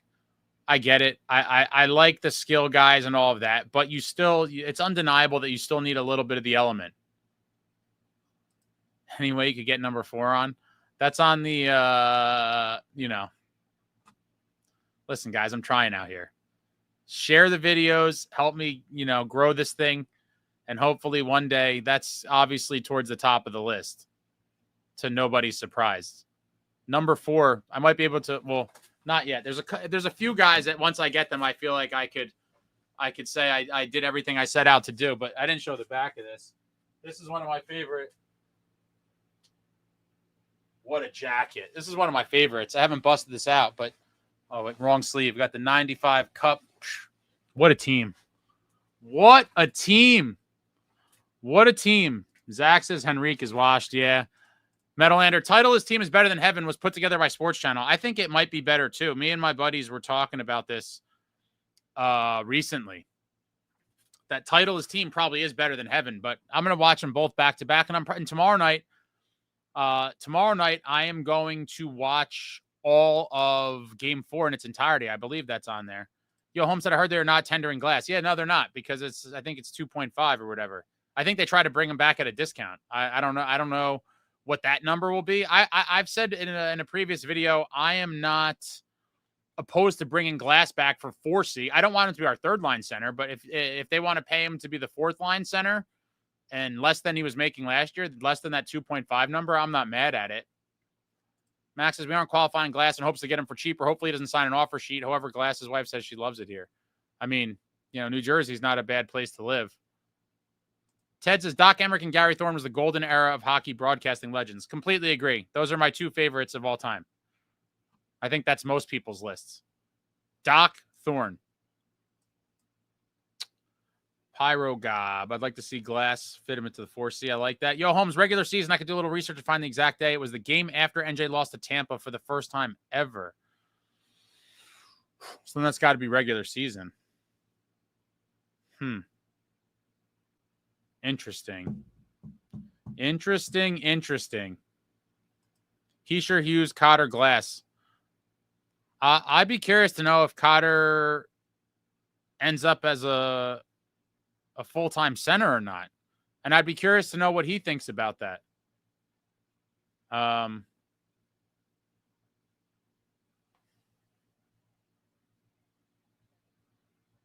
Yeah, be very curious to know. Ted says Doc Emmerich and Chico Resch next into the Devils Ring of Honor. Yeah, they're high on my list for sure. There's tons of guys, I think, but I think you have to prioritize just guys that are a little bit older. Doc and Chico are both definitely deserving, and hopefully they are some of the next guys in. Lou Lamoriello obviously belongs in there, and there's tons of players. In my opinion, all the two-time Cup champs belong in there, including Randy and Whitey and Madden, Pando, Bobby Holik. I'm probably missing a couple, but all those guys belong in there for sure.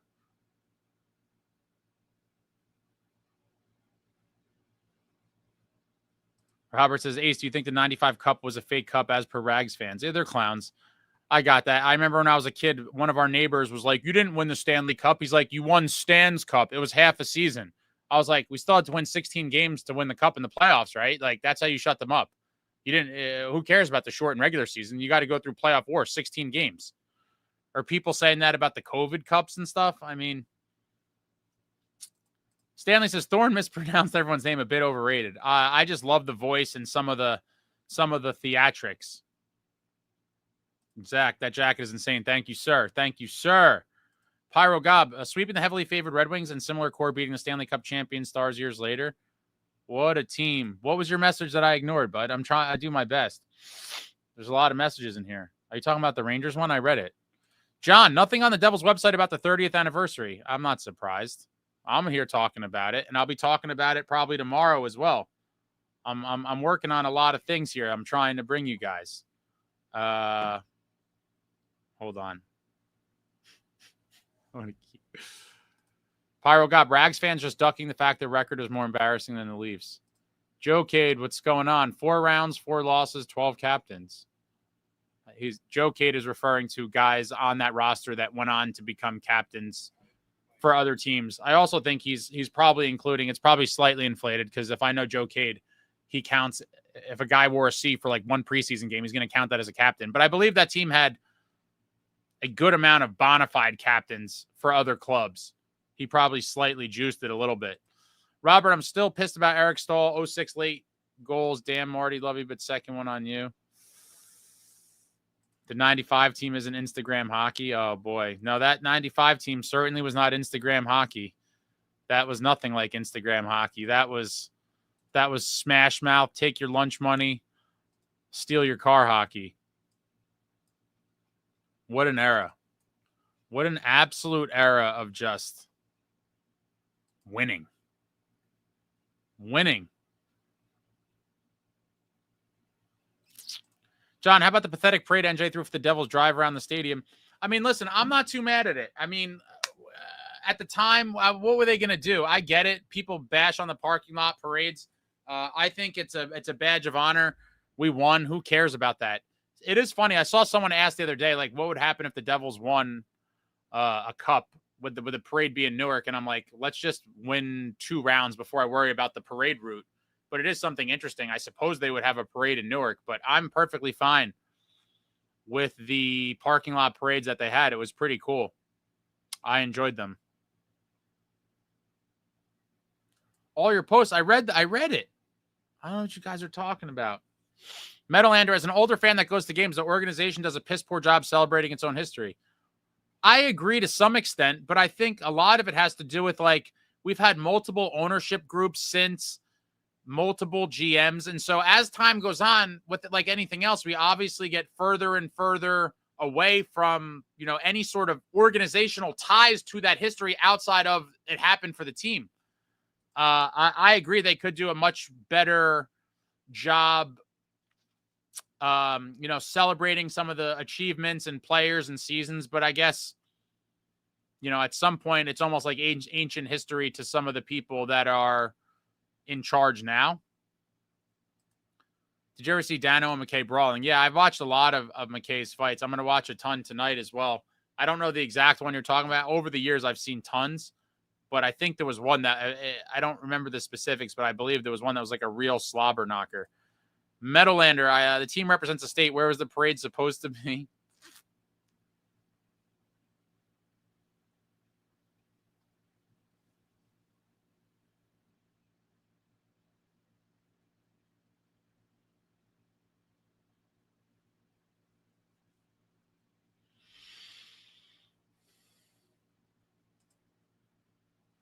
Wow. I can't believe that was 30 years ago, though, guys. I need to take a bathroom break. I'll be right back. I didn't play. This was it was a hope that this was going to pan out. And like I said, that's why it wasn't scheduled. Shout out to everybody watching here in the moment. And to those of you that will be watching, obviously, after the fact. But we are June 23rd p.m., the night before the 30th anniversary. And I'm probably going to come back tomorrow with some more stuff. Around this special team 30 years ago. It's crazy.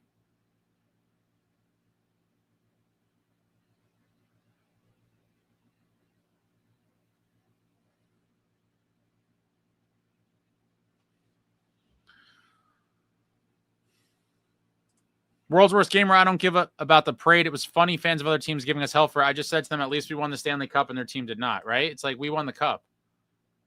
Talking of fights in that 95 team, if they had a Royal Rumble, who would win? Whew. I don't know. I mean, there's a lot of beasts on that team. Bobby was a beast. Randy was a beast. Mike Peluso was a beast. Scotty Stevens, Kenny Danico. There was a lot of variables that would come into play. Robert, still seeing Pepe give a throat slash to Cicerelli during game 2. Miss Pepe. Love the pep. Love the pep.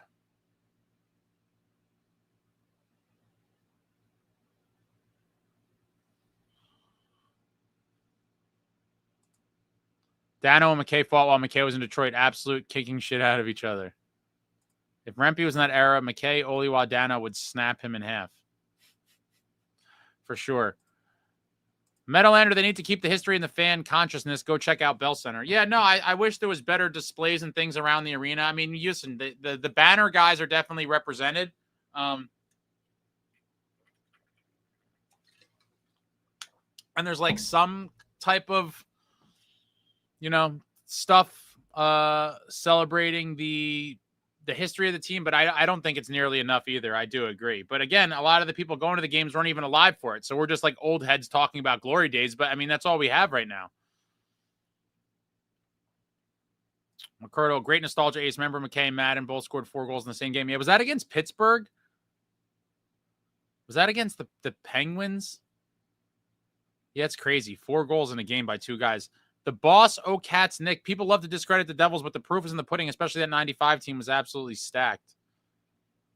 Yeah, I mean,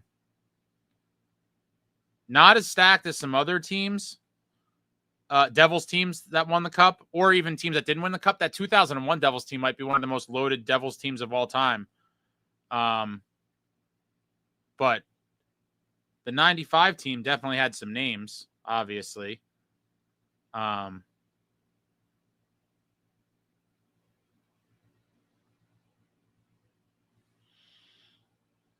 If they won today, where would the parade be? I'd imagine somewhere in Newark. Seems like the logical thing. All right, I'll be right back. I'm throwing out a couple Hail Marys to see if I could get something interesting brewing before I sign off here. But I'll be on here for a little bit longer. I just got to use the facilities real quick. Also, talking of fake Cup team, that was Jacques Lemieux Penguins we beat, not just stacked Detroit.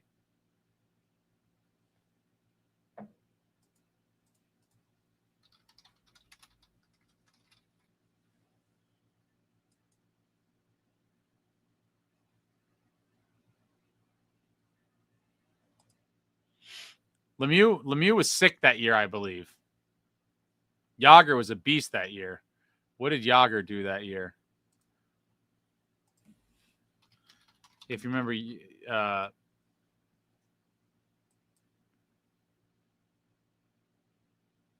yeah, in the shortened season in 94-95, 48 games, Jágr had 32 goals and 38 assists for 70 points.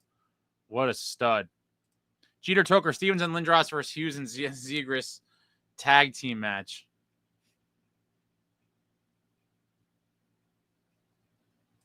Newark is dangerous. There'll be cops everywhere. I think it has I think people give it a slightly worse rap than what it should get. I mean, I understand the, whatever you want to call it. 2001 is better, no doubt. They were scrappier back then. The 2001 team was a juggernaut too. It's just such a shame we lost that Cup Finals with a chance to close that at home, Game 6. Meadowlander, I might have missed it. Did you ask Randy about that overtime goal against Boston in 95? Of course, and we played it.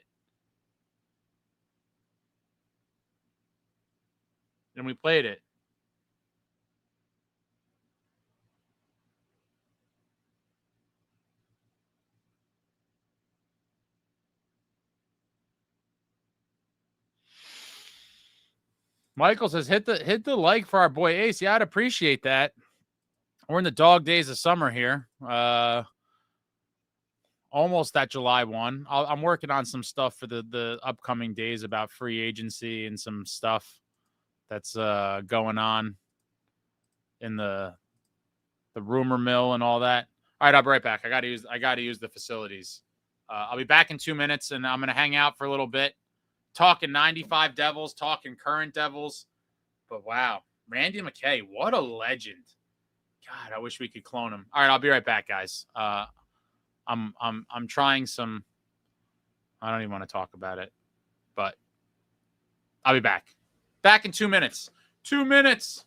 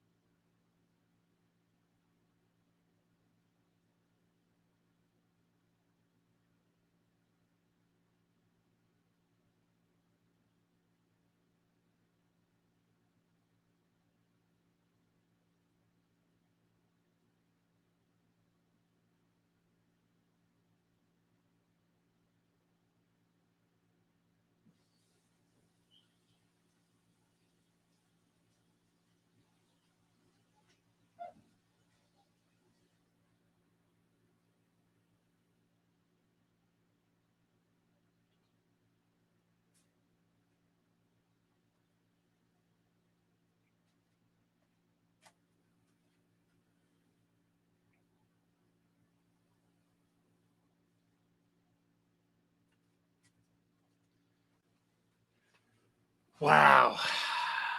Yeah, Randy dropped some gems. I'm just kind of going over it in my head right now. Yeah, I mean, that Constantine story was very interesting. I really never heard anyone talk about him like that before. Yeah, hit the like for your boy. Can we get some thumbs up out here? Appreciate all of you that were able to join us on the short notice. A lot of you, I'm sure, will watch on the replay. Randy McKay on the program.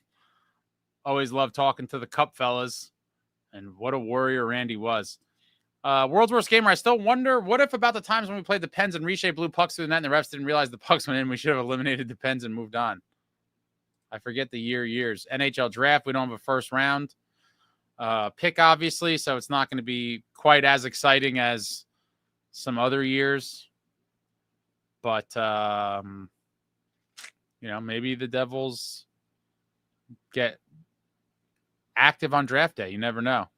Joe K, the 95 French Connection is up there for all-time duo Devils threats. He loves the Claude Lemieux, Stéphane Richer, French Connection. Pyro God, well, with scientific advancements being freaky these days, should I ask McKay if he could submit some skin and hair to a lab somewhere for safekeeping and totally non-nefarious team cloning stuff? I like it. I like it. Metalander, who knew about the issues with Constantine? Yeah, I just said I certainly did not know. It's interesting. Yeah, he wasn't here too long. And I guess based on what Randy said, I'd imagine he lost a lot of guys in that locker room. I mean, said he was very prepared, but that he was very meticulous about things that I guess bothered some of those guys. Noob hockey fan question. What was I was thinking of the other day? How much influence would say the 70s and 80s Montreal Canadiens have had on the 90s Devils, thinking with Robinson as a coach? Oh, and Jacques Lemaire had a huge influence. Lou was like, what franchise had wild success? The Montreal Canadiens. And what did he do? He went out and raided the Canadiens and brought tons of guys, former Canadians and with Canadian ties. Jacques Lemaire, Larry Robinson, some others as well. Marcel Pronovo. There was a bunch. Chris Nyland. I mean, wow.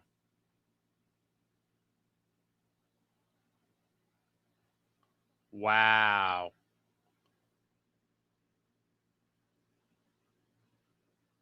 Yeah, Zegras to the Flyers. I didn't want him. I know a lot of Devils fans did, but again, is that the right element to bring into this team to put us over the top? And I'm going to say no. While he would improve the team, you can improve the team, I believe, in a better way, in a more fitting way for what the Devils currently lack.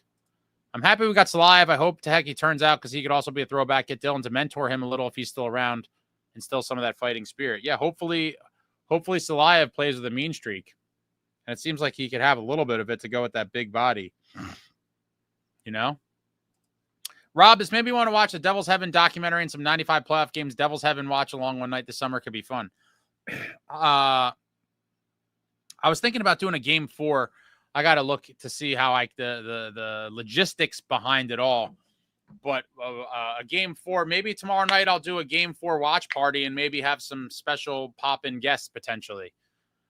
Keep your eyes peeled. But I'm going to have a couple things going on tomorrow and maybe even the following day pertaining to this glorious 95 team, because they deserve to be celebrated. The 95 team is kind of what set the wheels in motion for the glory years to set up, I guess not much now, but the run we had was great. Husky Unchained, props for adding video clips during the interview. Nice touch for sure. Yeah, thanks, man. I try. It sucks that the video quality is so bad. And that's something I wish I could talk to the league about in terms of like making a video library available to fans or whatever, whether it's a pay service or something. I do think there is a huge value in that, especially for younger fans looking to research or become more familiar with whether it's your team or just greats of the game in general. A lot of the footage out there is kind of crap, and it'd be nice if somehow we could get access to full games and clips from past years. It would be something phenomenal for the league to do. Kind of like, I don't know what it's called, but WWF or WWE, I guess, has some sort of app or cable something where there's like an archive of like all the past matches and stuff. Like the NHL needs something like that. They should take a page, and the UFC, I think, has it too. Take a page out of their book. People like to see historic stuff. Joe, Claude Lemieux with tears in his eyes when he won the Conn Smythe in 95. Absolutely. I'll never forget Bettman getting booed. And the Conn Smythe trophy is awarded to the most valuable player in the playoffs. And it goes to Claude Lemieux. And there's the Pep right above me. Skates out there with that Conn Smythe. John, nice job. Awesome. Thank you for your hard work. Thank you, John. Appreciate you. Stanley, the Constantine story tracks. It was very obvious the players weren't fond of him. I'm pretty sure Marty says as much in his book. Dude took over back-to-back finalists and tried to reinvent the wheel. Yeah, definitely not a great idea. Metalander, did you hear the Panthers thanking other teams for trading dogs to them? They thanked the Devils too. Yeah, I saw Brad Marchand pretty much did it for every team that they had guys from. I thought that was kind of funny that he did that.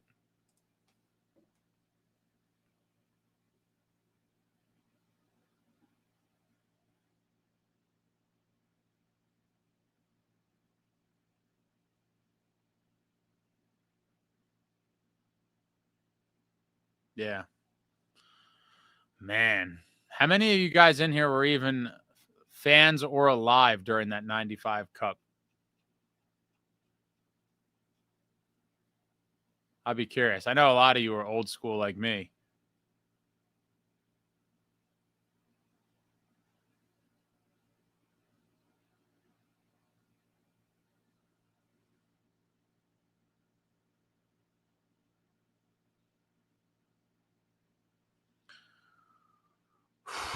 Check out some things on here real quick.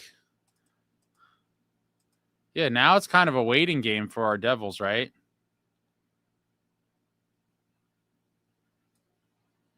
It's a little bit of a waiting game.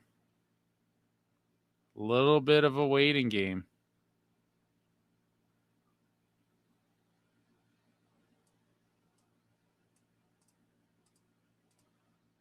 Just waiting for news.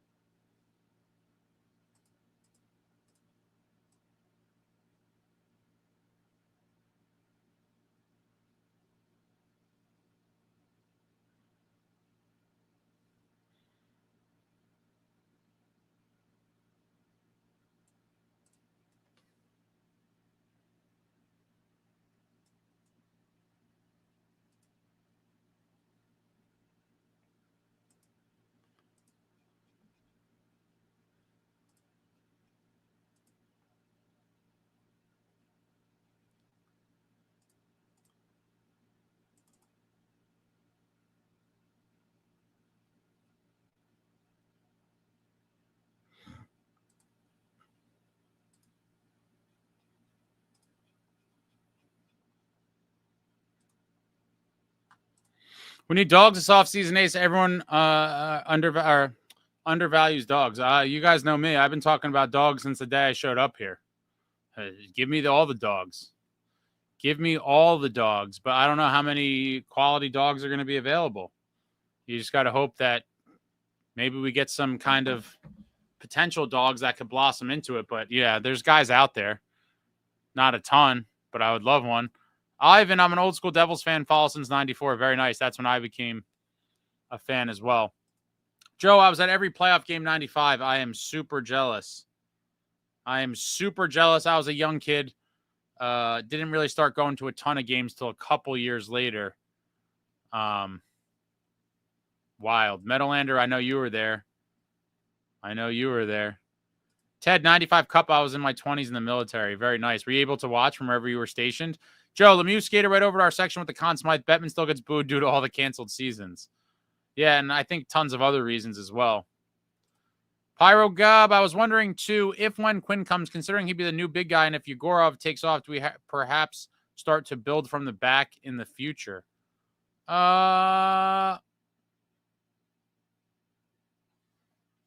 Maybe. But, I mean, to some extent, we have a very solid defense now. A lot of people might disagree, but the defense played great last year. And with Pesci, Kovacevic, Dylan brought in the defense another year older for Luke Hughes. The defense looked much better last season, and I expect that it will perform very well next season as well, keeping the Devils in a lot of games they might not have been in from the previous year. The defense and goaltending was pretty Swiss cheesy in 23-24. That wasn't the case last year. The offense dried up, but the defense and goaltending kept us in a lot of games last season. And so I do think Fitz did a good job last summer of getting that defense back on track. But now, can he fix the forwards? Husky and Chain, been a fan since Steve Sullivan was drafted. Very nice. Very nice. I love Sullivan. I remember being excited about him when I saw my training camp years ago. I think it was like 96 or 97. He obviously was part of the deal for Doug Gilmour, who was referenced earlier on when I was talking to Randy.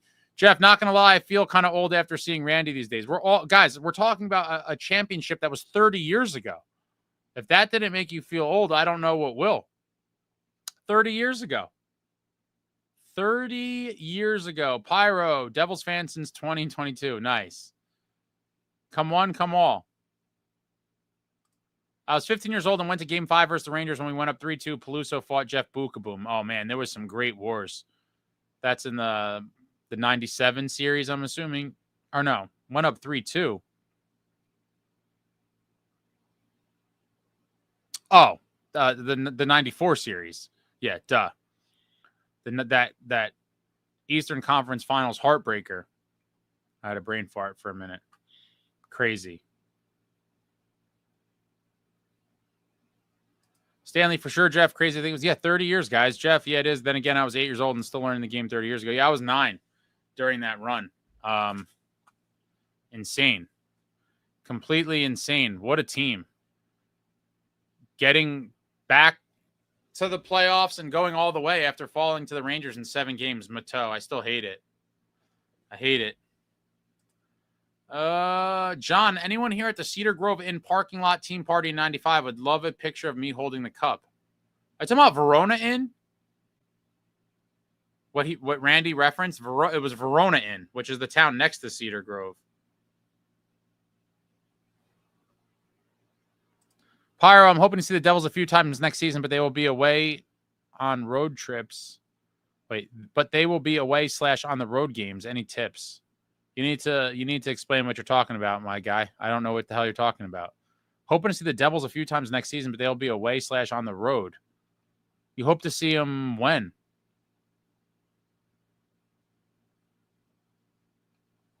Where do you live?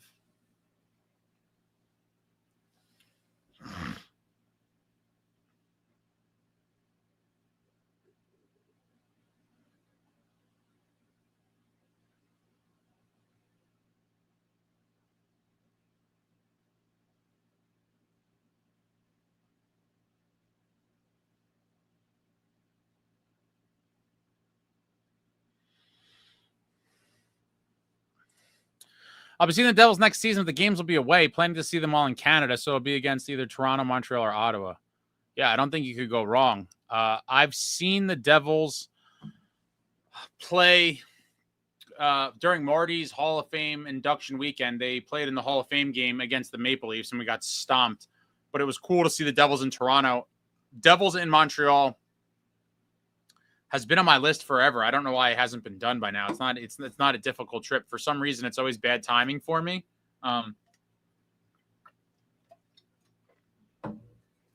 I definitely would like to see the Devils in Montreal sooner than later. Ottawa will be the easiest tickets to get of the 3, obviously. I think Ottawa is much, well, I guess it depends where you're coming from, where you're starting from.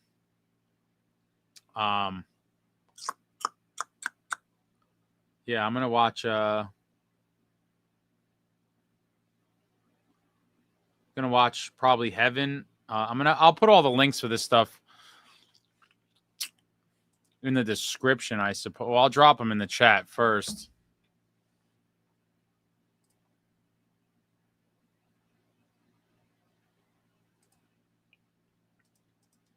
Bear with me. I'm gonna mess around here for a minute.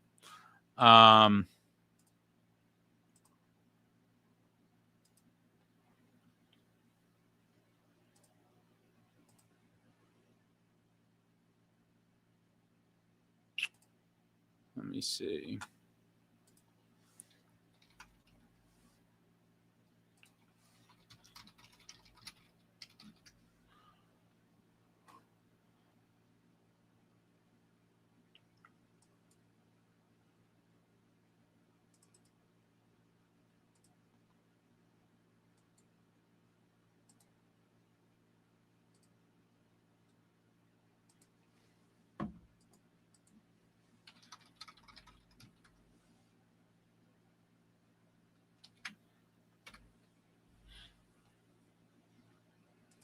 Maybe make a Google Doc, Devils fan starter kit.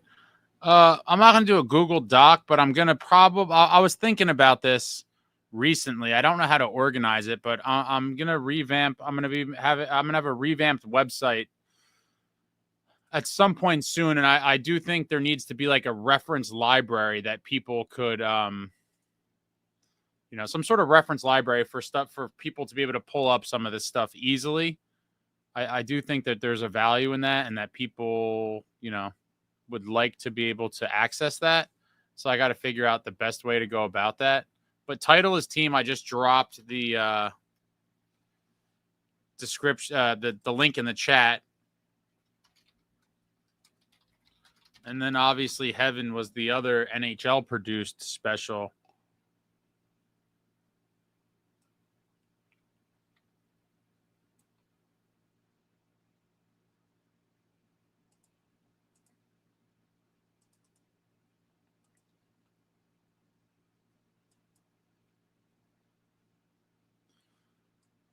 And this one's in one file. Oh, and shout out to, I meant to ask if anyone knows this. Does anybody have any idea who the YouTube user, hold on, I'm doing like 5 million things here at once.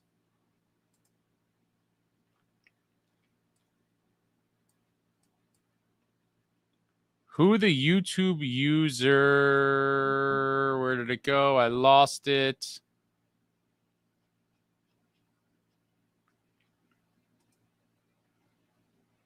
McKay. So there's a YouTube page, YouTube user McKay 4429061.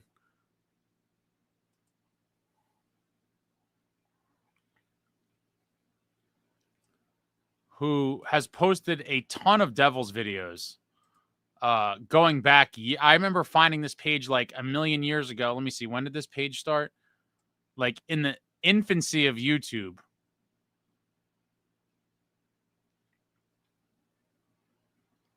Yeah, does anyone know who that person is?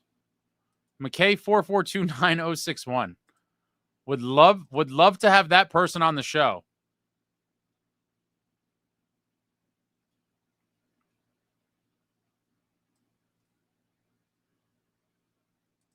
John Hansel looks like he has great offensive skills. Maybe they should play him as he's not going to sniff the NHL. I don't even think he'll be in the AHL.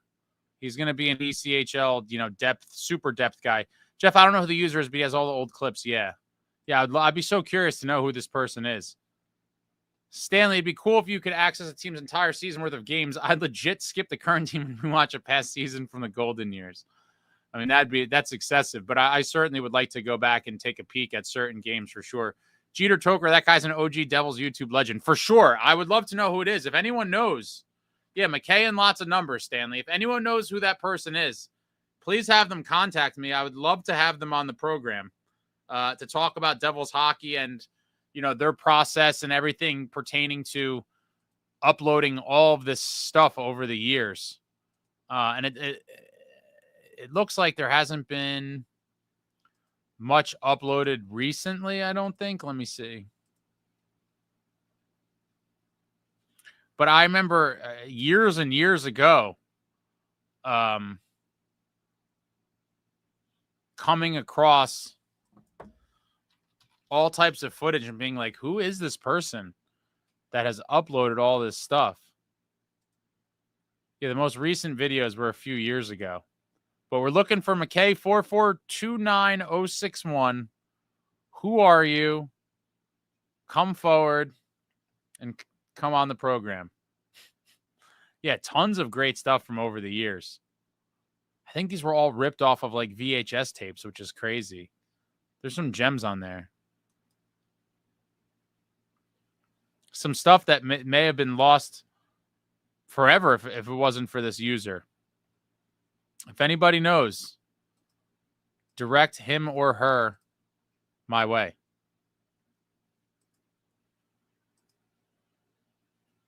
He's like our Batman.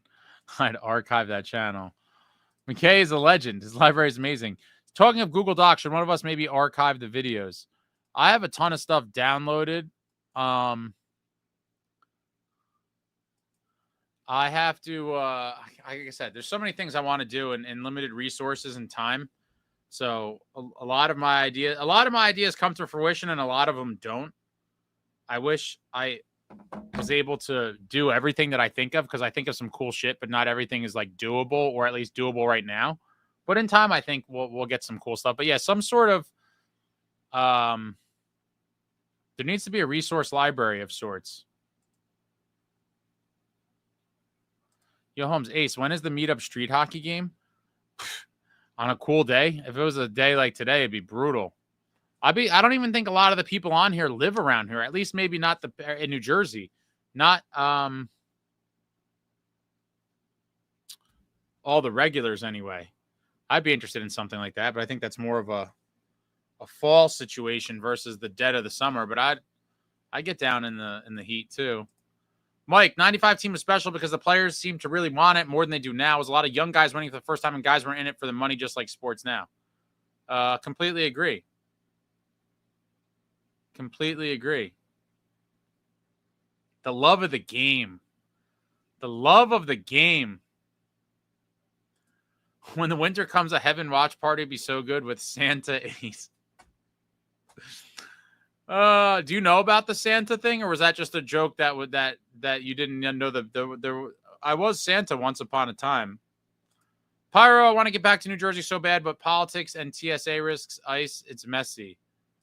Yeah, there's a lot of stuff going on in the world. I just, I see bits and pieces of it here and there. There's just so much shit going on. To keep up with all the insanity would be like a full-time job. Man, I really was trying to Hail Mary for something here to really pull a rabbit out of my I'm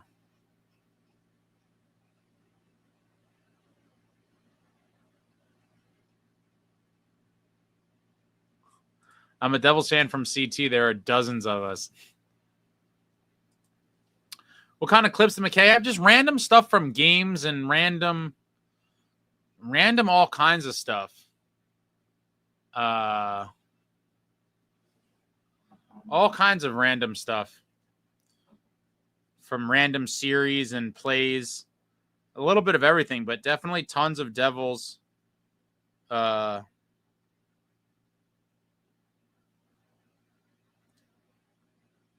Tons of Devils historic type stuff.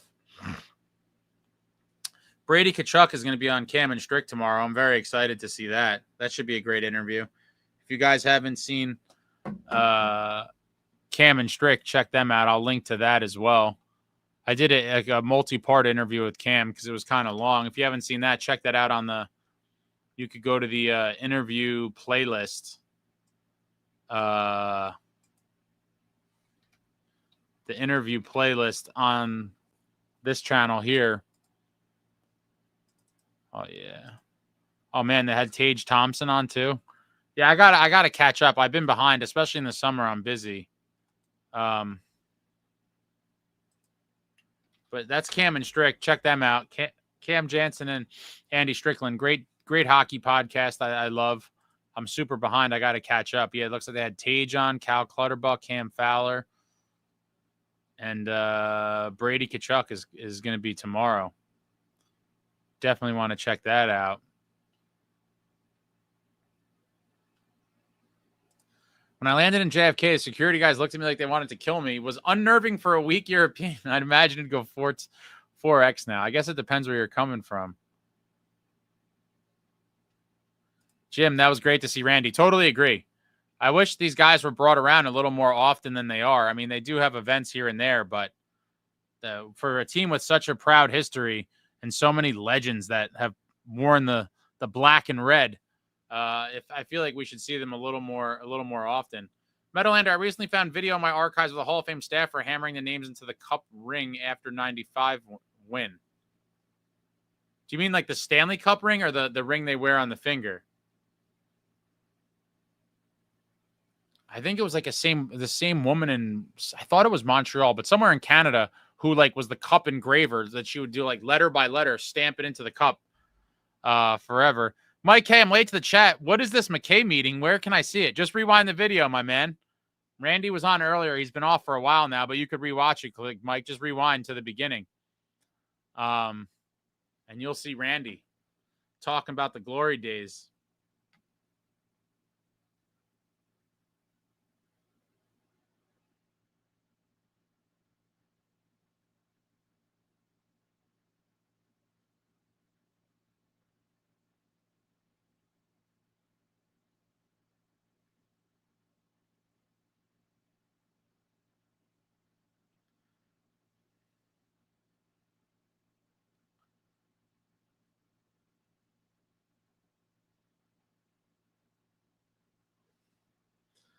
Power up. I could see Brady going to the Lightning. It would be nuclear battles with his brother. Tampa Bay could give Otto another first Hagel Gensel. Whereas if Brady was on Florida, he'd be Matt's little bro. I don't think he cares. If he leaves Ottawa, I could definitely see him going to the Panthers. Maybe go to the Lightning, but I think he'd like to win with his brother, and he would fit in like a glove there, just like Marchand did. What a team of dogs. The Stanley Cup. Okay. Wow. Husky just found 2000 Devil Stars final on DVD at Classic Sports Revisited for 45. Would love to rewatch the whole playoffs for that year. Yeah, I would too. But how? I got to figure out how to get in touch with someone at the league. I wonder if they even have the footage or if it's lost forever. I mean, I'd have to imagine they could recover it somehow. It's got to be living somewhere. But where? Who has it? Is it ESPN? Is it whatever network the game was on? I don't even remember. In 2000 was the first couple rounds on, I guess at that point it was it Fox Sports or Sports Channel? I can't remember when they changed the shit. All this stuff changed over the years with all these media companies and stuff. But I don't think it was on like national television until the third round. I could be wrong. But I don't recall. I feel like the first couple rounds were on whatever the local, what the regular season games are on. And then in the conference finals and the cup finals, it was on like the national syndication, but I could be wrong. I'm a little fuzzy on that. And I guess back then the cup finals were on ABC, I think, in 2000. In 95, what channel? I can't remember. Oh, I have another clip that one of my buddies, I'll put that out in something else, actually. One of my friends came across something that I thought was lost forever. Speaking about footage that,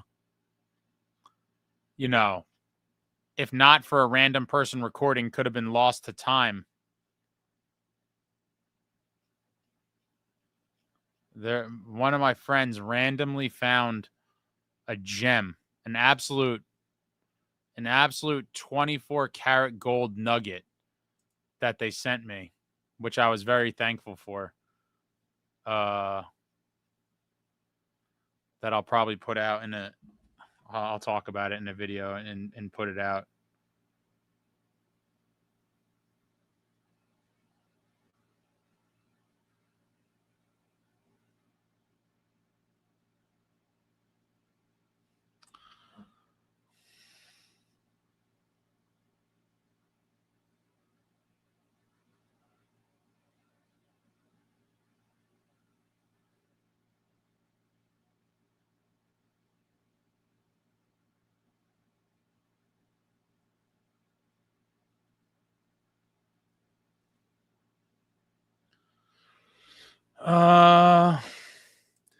Do you remember Danos hitting that final where he nearly sent the guy in the Stars into the bench? Not offhand. Do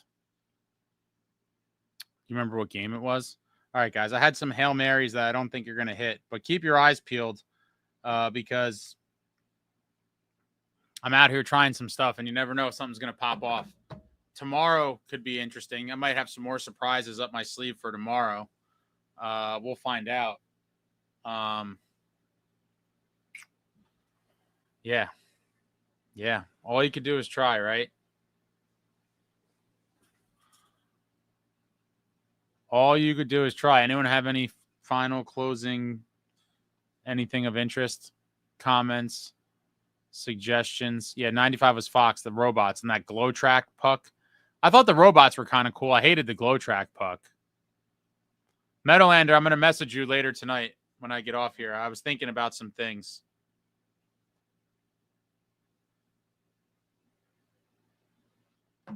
What a time, guys. If you're just joining us, Devils legend, Randy McKay at the top of the program. You could rewind it and catch the conversation with Randy, talking Devils glory days. He dropped some great little stories in there. 95 Cup champs. I can't believe it was 30 years ago. It's so crazy. So crazy. Makes me feel old and makes me feel like the Devils haven't been good in forever. I mean, we made it to the finals in 12, but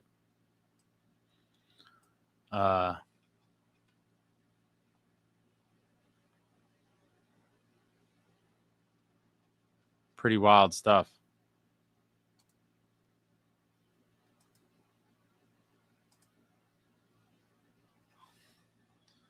You see.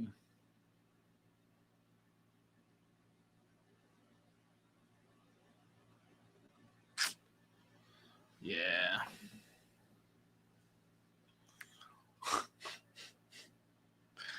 I got ping pong balls in the air at all times, kids. I got things out there floating in the universe. Let me try one more thing.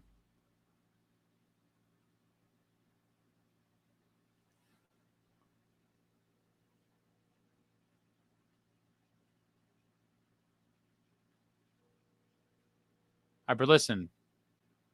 What I need you guys to do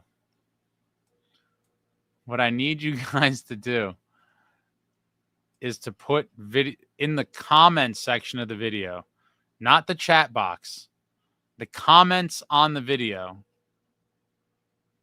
Show my man number 8, Mikey P, some love and some good Mikey P memories, because I've been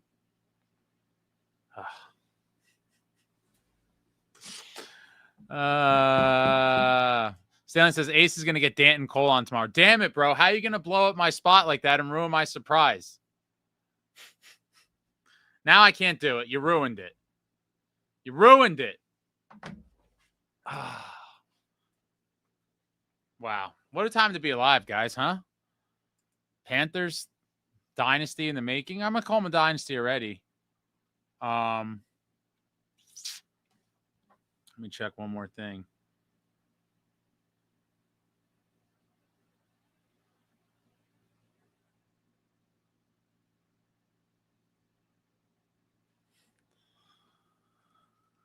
Anyone got anything else?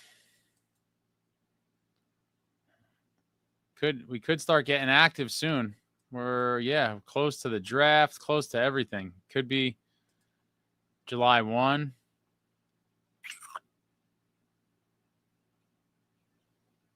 We might see something happen in the next few days.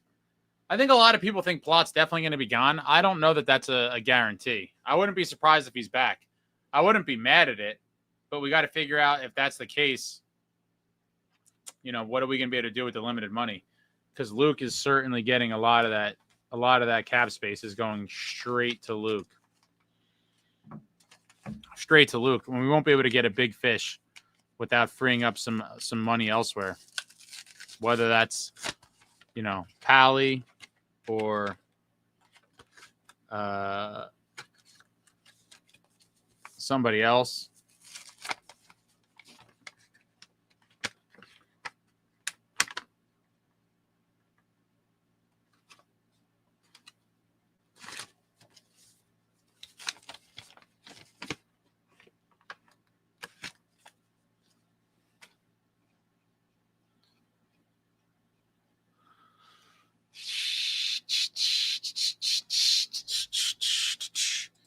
I can see this Panthers team going 4 in a row. 4 in a row. I mean, 2 in a row is crazy. 3 in a row is beyond crazy. 4 in a row is like, I mean, wow.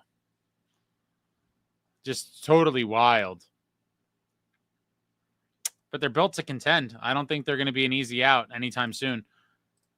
Fitz needs to make a trade soon. I would like to see one, but I said going into this offseason, I expected not a ton and mostly bottom 6 additions. We'll see if I'm right or wrong. I'd love to be wrong. Jay Snow, I think Peterka is going to get moved soon. His name is definitely being brought up a bunch. I would like him. I would really like Tuck, and I would love Tage Thompson. I don't know if he's a piece that they're going to even shop. I'd imagine, like, why get rid of him? But who knows? A lot of guys probably want out of there. It's a tough situation for Buffalo, for sure, if guys want off. But they have a bunch of pieces that would fit here nicely, I think. Pyro, not 100%, but I think we need every bit of cap we can get. And if that Quinn thing pans out, if we go for Quinn early or Robertson comes in, I'm not so gung-ho to get Quinn like everyone else is. Obviously, if you get him, I'm excited. He's a great player, one of the best players in the league. But I think those cap dollars would be better spent on a forward. But what do I know, right? I mean, it just seems like the defense is not really a high priority at the moment. But, the guy brings so much offense that getting a defenseman like Quinn Hughes actually helps your offense. You ruined it, Stanley. Joe Cade, how high would you go for Marchand? It depends on the years, but he's not coming here. It's all a pipe dream. He's staying in Florida with Bennett. They're going to run it back. But I certainly would be knocking to see what he's looking for. For all the people being like, oh, that's going to be a terrible contract. These people are nuts. Win now. Win once. Win one cup, and it doesn't matter. Did you watch the playoffs? Marchand had 20 points. Multiple game-winning goals. Just give me a break. I mean, everyone's just like doomsday. Like he's like, oh, his best days are behind him. His best days were all of a week ago and the whole playoffs. So Marshy's not coming here. They're talking $8 million. I think he signs in Florida for less. And we have no cap space. But assuming we did, I would, I'd certainly just see what he wants. But it's not happening. Would you be behind a monster trade for Tuck and Thompson? Yes. But that you're talking about, I think Tuck would command a pretty good trade package. Outside of gutting the roster, I don't know how you would possibly land both of them. It'd be something obnoxious. Like, I'd be curious to know what it is. But obviously, I'm interested in both of those players singularly as a tandem. I mean, wow. But you're talking about trading multiple core players in a trade like that, I believe. Maybe you could get away with one, with a core player plus picks and prospects. It's possible. I'd be curious to hear what it would be. Jeff says Marshy isn't leaving Florida, but 8 per times 3 years, age be damned. I mean, listen, I could see why people would say it. He had a monster playoff, and he brings the snarl. He's built for the playoffs. He's a big game player, and he's a winner. You can't argue with it. Gamer. Get gamers. Jason, no, honestly, if we just make bottom 6 additions, let's be serious. The Devils are not a true cup contender. I agree.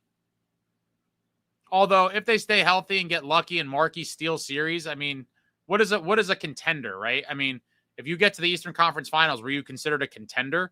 I don't know that they could go all the way, but even with just a couple meaningful bottom 6 ads, I think they could be good enough to win a couple rounds. Is it going to be good enough to beat the Panthers? I don't know. I would say probably not, but hot goaltending can go a long way as well.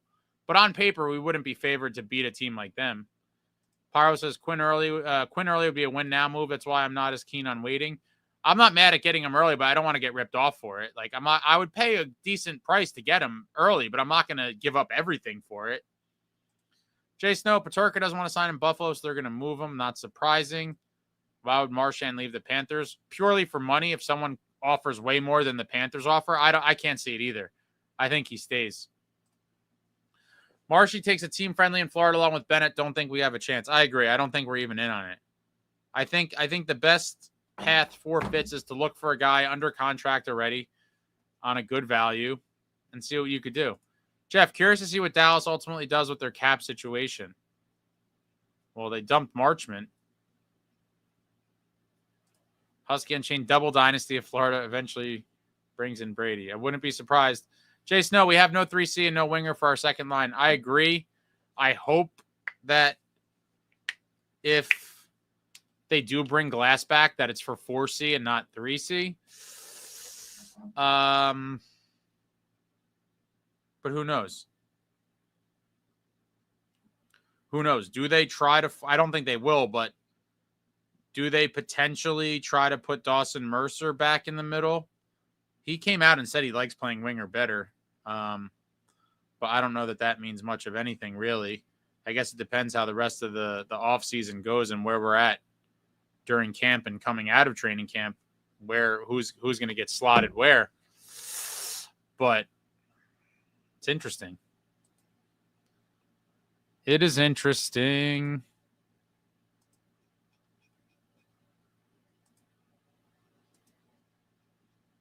Lots of off-season remaining.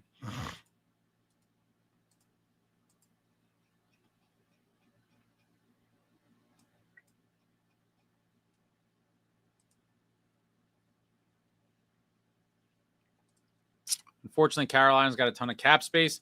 Pyro, is it me or getting Thompson would give some Kovalchuk vibes? In terms of what? Like getting a prime star player? I don't think it could be on that level for me, but it would be like in the tier below. I think it would be in the tier below. And because he's an American kid, that makes it somewhat exciting as well. I expect him to be a beast for Team USA at the Olympics. We need a big center. Stanley says, don't worry, Snow Boost has a plan. Jason, I like Mercer. I just think he's a terrible fit on the Devils. We have too many small forwards. Yeah, that's what I talk about with redundancy. I just think we have a lot of the same type of player, and we need a new kind of element. We need a new element that we don't have. That's it, guys. I'm starting to shut it down. Anyone have anything else before I bolt on out of here? Keep your eyes peeled. I might be back on tomorrow with a surprise. Who knows? You never know. You never know. Sometimes it'd be like that, short notice. His plan changes every day. It feels like Fitz has no long-term plan. I mean, listen. At some point, we got to take steps forward. Win now. Win now. Say it with me, guys. Win now. We must win now. Penske Automotive, don't log off. I think my Hail Marys are done. Pyro, hope to see you tomorrow. 2A is going to slip some whites. Oh, my man Patty. What's up, Patty? Porsche GM. Let's go Islanders. Yeah. You guys canned our boy. You canned my man Lou. And then Bettman hooked you guys up with the #1 overall pick. You going to the draft party? Are they having something at UBS, Pat? Can Lou and you get the #1 pick. Pat, we had legend Randy McKay on the program earlier. That's what this was all about. And then I had some other kind of Hail Marys out there in the world that doesn't look like it's going to materialize tonight. But Randy McKay, top of the show. We got Randy Mack. Stanley, Snow, you're being nice. The only plan he has is handing out movement clauses to everyone. You guys are brutal. I mean, it is true. Half the team has no moves, no trades, kind of handcuffed. It does seem like they were very gratuitous handouts of all these no movement, no trade clauses. But I think you will see less of them going forward unless it's like a huge name. But yeah, some guys, it is interesting like how so many people have them. But Mercer doesn't. I mean, that's why a lot of people are talking about Mercer. Also because he would have value around the league as a decent young player on an only $4 million deal. Listen, guys, I will tell you this. Mercer's value in terms of trade will go up in the next couple of weeks because you're going to see, all right, case in point, Trent Frederick just signed for $4 million. I would love to have him on the Devils. Nice fourth line center, but Trent Frederick, he just got paid $4 million. Mercer makes $4 million. With the potential upside of Mercer, can you include him in a package maybe for a somewhat big-time player to a team that says, you know what, Mercer with a change of scenery might be at 60, 70-point guy, and he's only making $4 million. $4 million in the old cap climate versus $4 million after this July 1, when you see all this money just doled out to everybody, it's going to make him relatively more valuable on the trade market, in my opinion. Number 21, that's right, Randy Mack. Mike was like, who's that? Shout out to Mike and Patty, the children of Porsche GM. Two young sports fans, hockey fans. Hunter's #1 pick was rigged. At least you admit it. They took the All-Star game away, right? Stanley, if you ever get Lou on, you'll have to end the channel. You have completed Devils podcasting. Not quite. That's close, but there's a few that are my whales, my white whales, that eventually, if I could reel them in, then I could say I could die a happy man.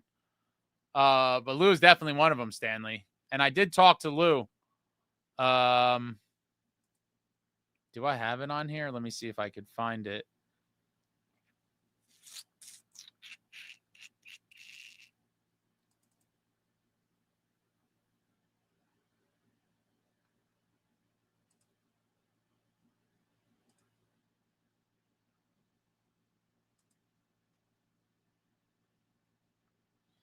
All right, guys, hold up. You guys are talking about. I have too much shit on my computer, so it's hard to do this. I'm trying to.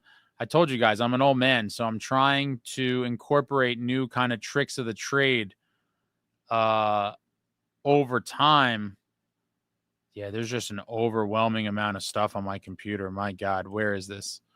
Desktop. Okay. All right.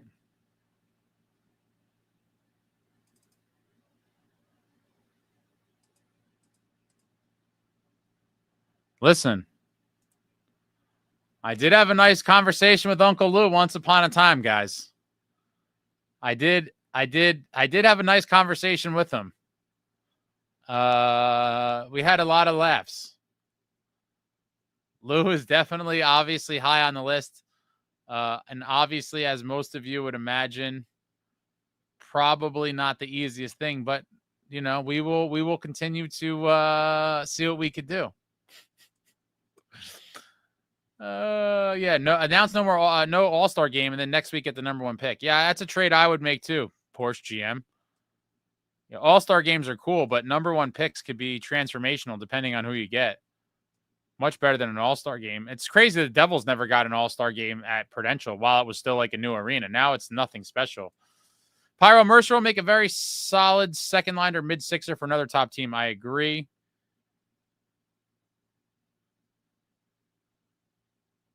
Get Dano on here. I've talked to Dano. He said he was going to come on soon. Dano should be on here eventually. Lou transcends all podcasting. Back it up. Porsche GM, I used to see Lou every 3 months with a brand new Benz. Pyro, Brodeur, one of those whales? Of course. Of course. Guy, you guys, I mean, look. This is just a part of the Marty shrine. This is just a part of it. But obviously, Marty. All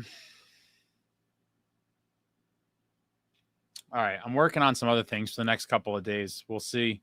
We'll see what materializes. I'll try to give more notice if I can, but I personally don't like to put stuff out into the ether until I know it's like a definitive, like, deadbolt lock. And a lot of things in this sport are not a deadbolt lock. You never know. You never know until it happens. The glove and blocker set, actually,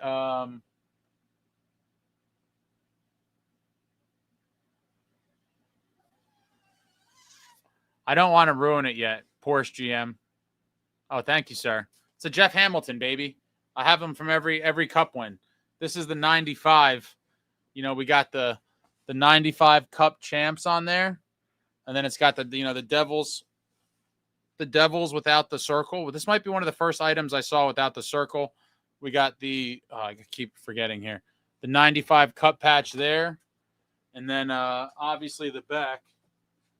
I think I just got stuck on my chair. What a jacket, huh? Yeah, hopefully I can add a new one to the collection soon. Hopefully I can add a new one to the collection, but maybe 03 is the end of it. It would be better if it was the Islanders. Tom Fitzgerald, but the interview involves rope and scotch tape and hot liquid. Burner account. Stanley, Doc is another one. He's a big part of history and a great man. Make it happen. Yeah, of course. Anybody who's anybody's on my list, guys. It's just, time and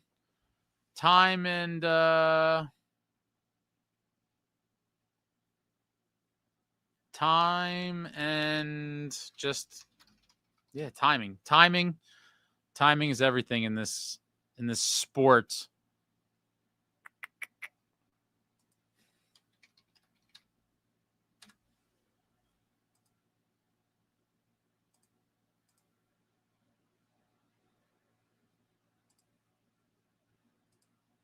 Yo, Holmes, remember the last time the Islanders were relevant? I don't. Well, number one, Porsche GM's a good guy, longtime hockey fan. I grew up with him, so don't break his chops. But the Islanders went to the ECF in what, 20? I mean, if you just look at what they've done, let's see. 18-19 Islanders won. They beat the Penguins in the first round, and then they got swept in the second round to the Canes. 19-20, they lost in the conference finals to the Lightning. 2021, they lost in the conference finals to the Lightning again. So I would tell you they were way more relevant recently than the Devils were. They went to back-to-back conference finals. And then they kind of had a drop-off. 21-22, missed. 22-23, out in the first round to the Canes. 23-24, out in the first round to the Canes.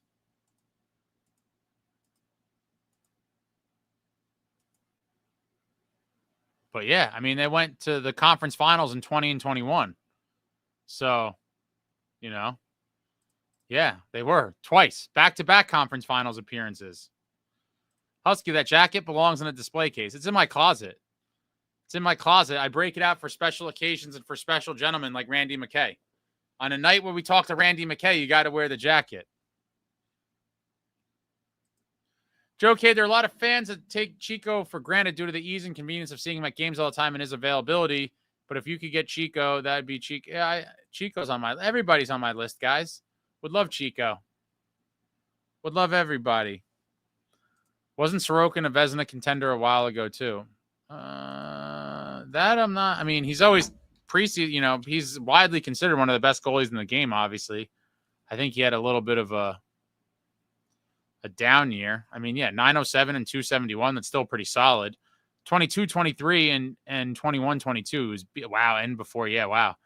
Yeah, in 2021, he had a 918 save percentage and 217 goals against, then a 925 and a 240, 924 and 234. 23-24, very interesting. 908 and 301, and then last year 207 and 271. I'm sure a lot of that has to do with the team and way more stuff than just him. But Jack Hughes to the Islanders. Stanley, that jacket probably bags all the ladies, especially when it's 98 degrees outside. I certainly wouldn't wear this outside, Stanley, and it's definitely not bagging any ladies. That's for sure. But that's not that's not the intended goal. Pyro, I wonder if the Islanders will go for a first. If they go for a first and getting a fourth, if they might shift more into a retool, maybe trading out Horvat, Barzell, or maybe trying for McKenna next year. They do try again this season. I don't think Patrick Waugh wants any part of a tank job. I could be wrong. I'm sure a lot of Islanders fans wouldn't be happy with that as well.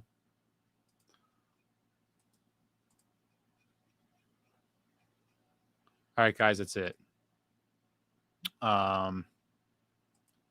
I'll probably be back tomorrow. Let me try one more thing.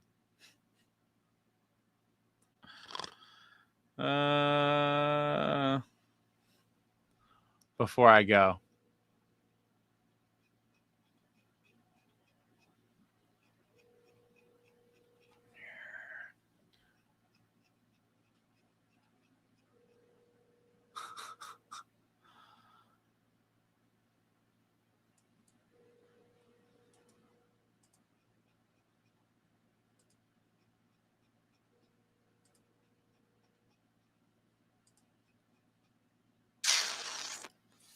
Some dreams die hard. Damn it. All right, guys. I'll probably be back tomorrow. I got tons of stuff coming out about free agency, trades, random crap, just the rumor mill type addressing, talking about salary cap, talking about potential guys. I'll have some of that coming out in the next week or so. Probably tomorrow and maybe the next day. I don't know if there'll be lives or videos, but I'll certainly have a little more on this special 1995 Devils Cup Championship team, the 30-year anniversary. So I'm celebrating, but definitely watch Title is Team. I dropped the link in the chat, but I guess I'm going to have to put it in the description as well.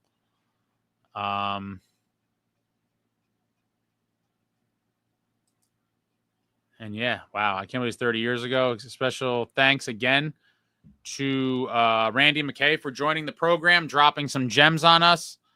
Yeah, enjoy the rest of your oh my God, Monday night. Tomorrow was 30 years, guys. It's crazy. 30 years ago, the Devils won that cup in 95 at the Burn with a sweep over the Red Wings. All right, guys, but I'll be back soon. Keep your eyes peeled. Lots of stuff. If you're late, rewind it. Randy McKay, legend. And that's it. I'll be back soon. Thank you all for watching. I love you all. Like, comment, subscribe, and all that jazz. Until next time, friends, let's go Devils.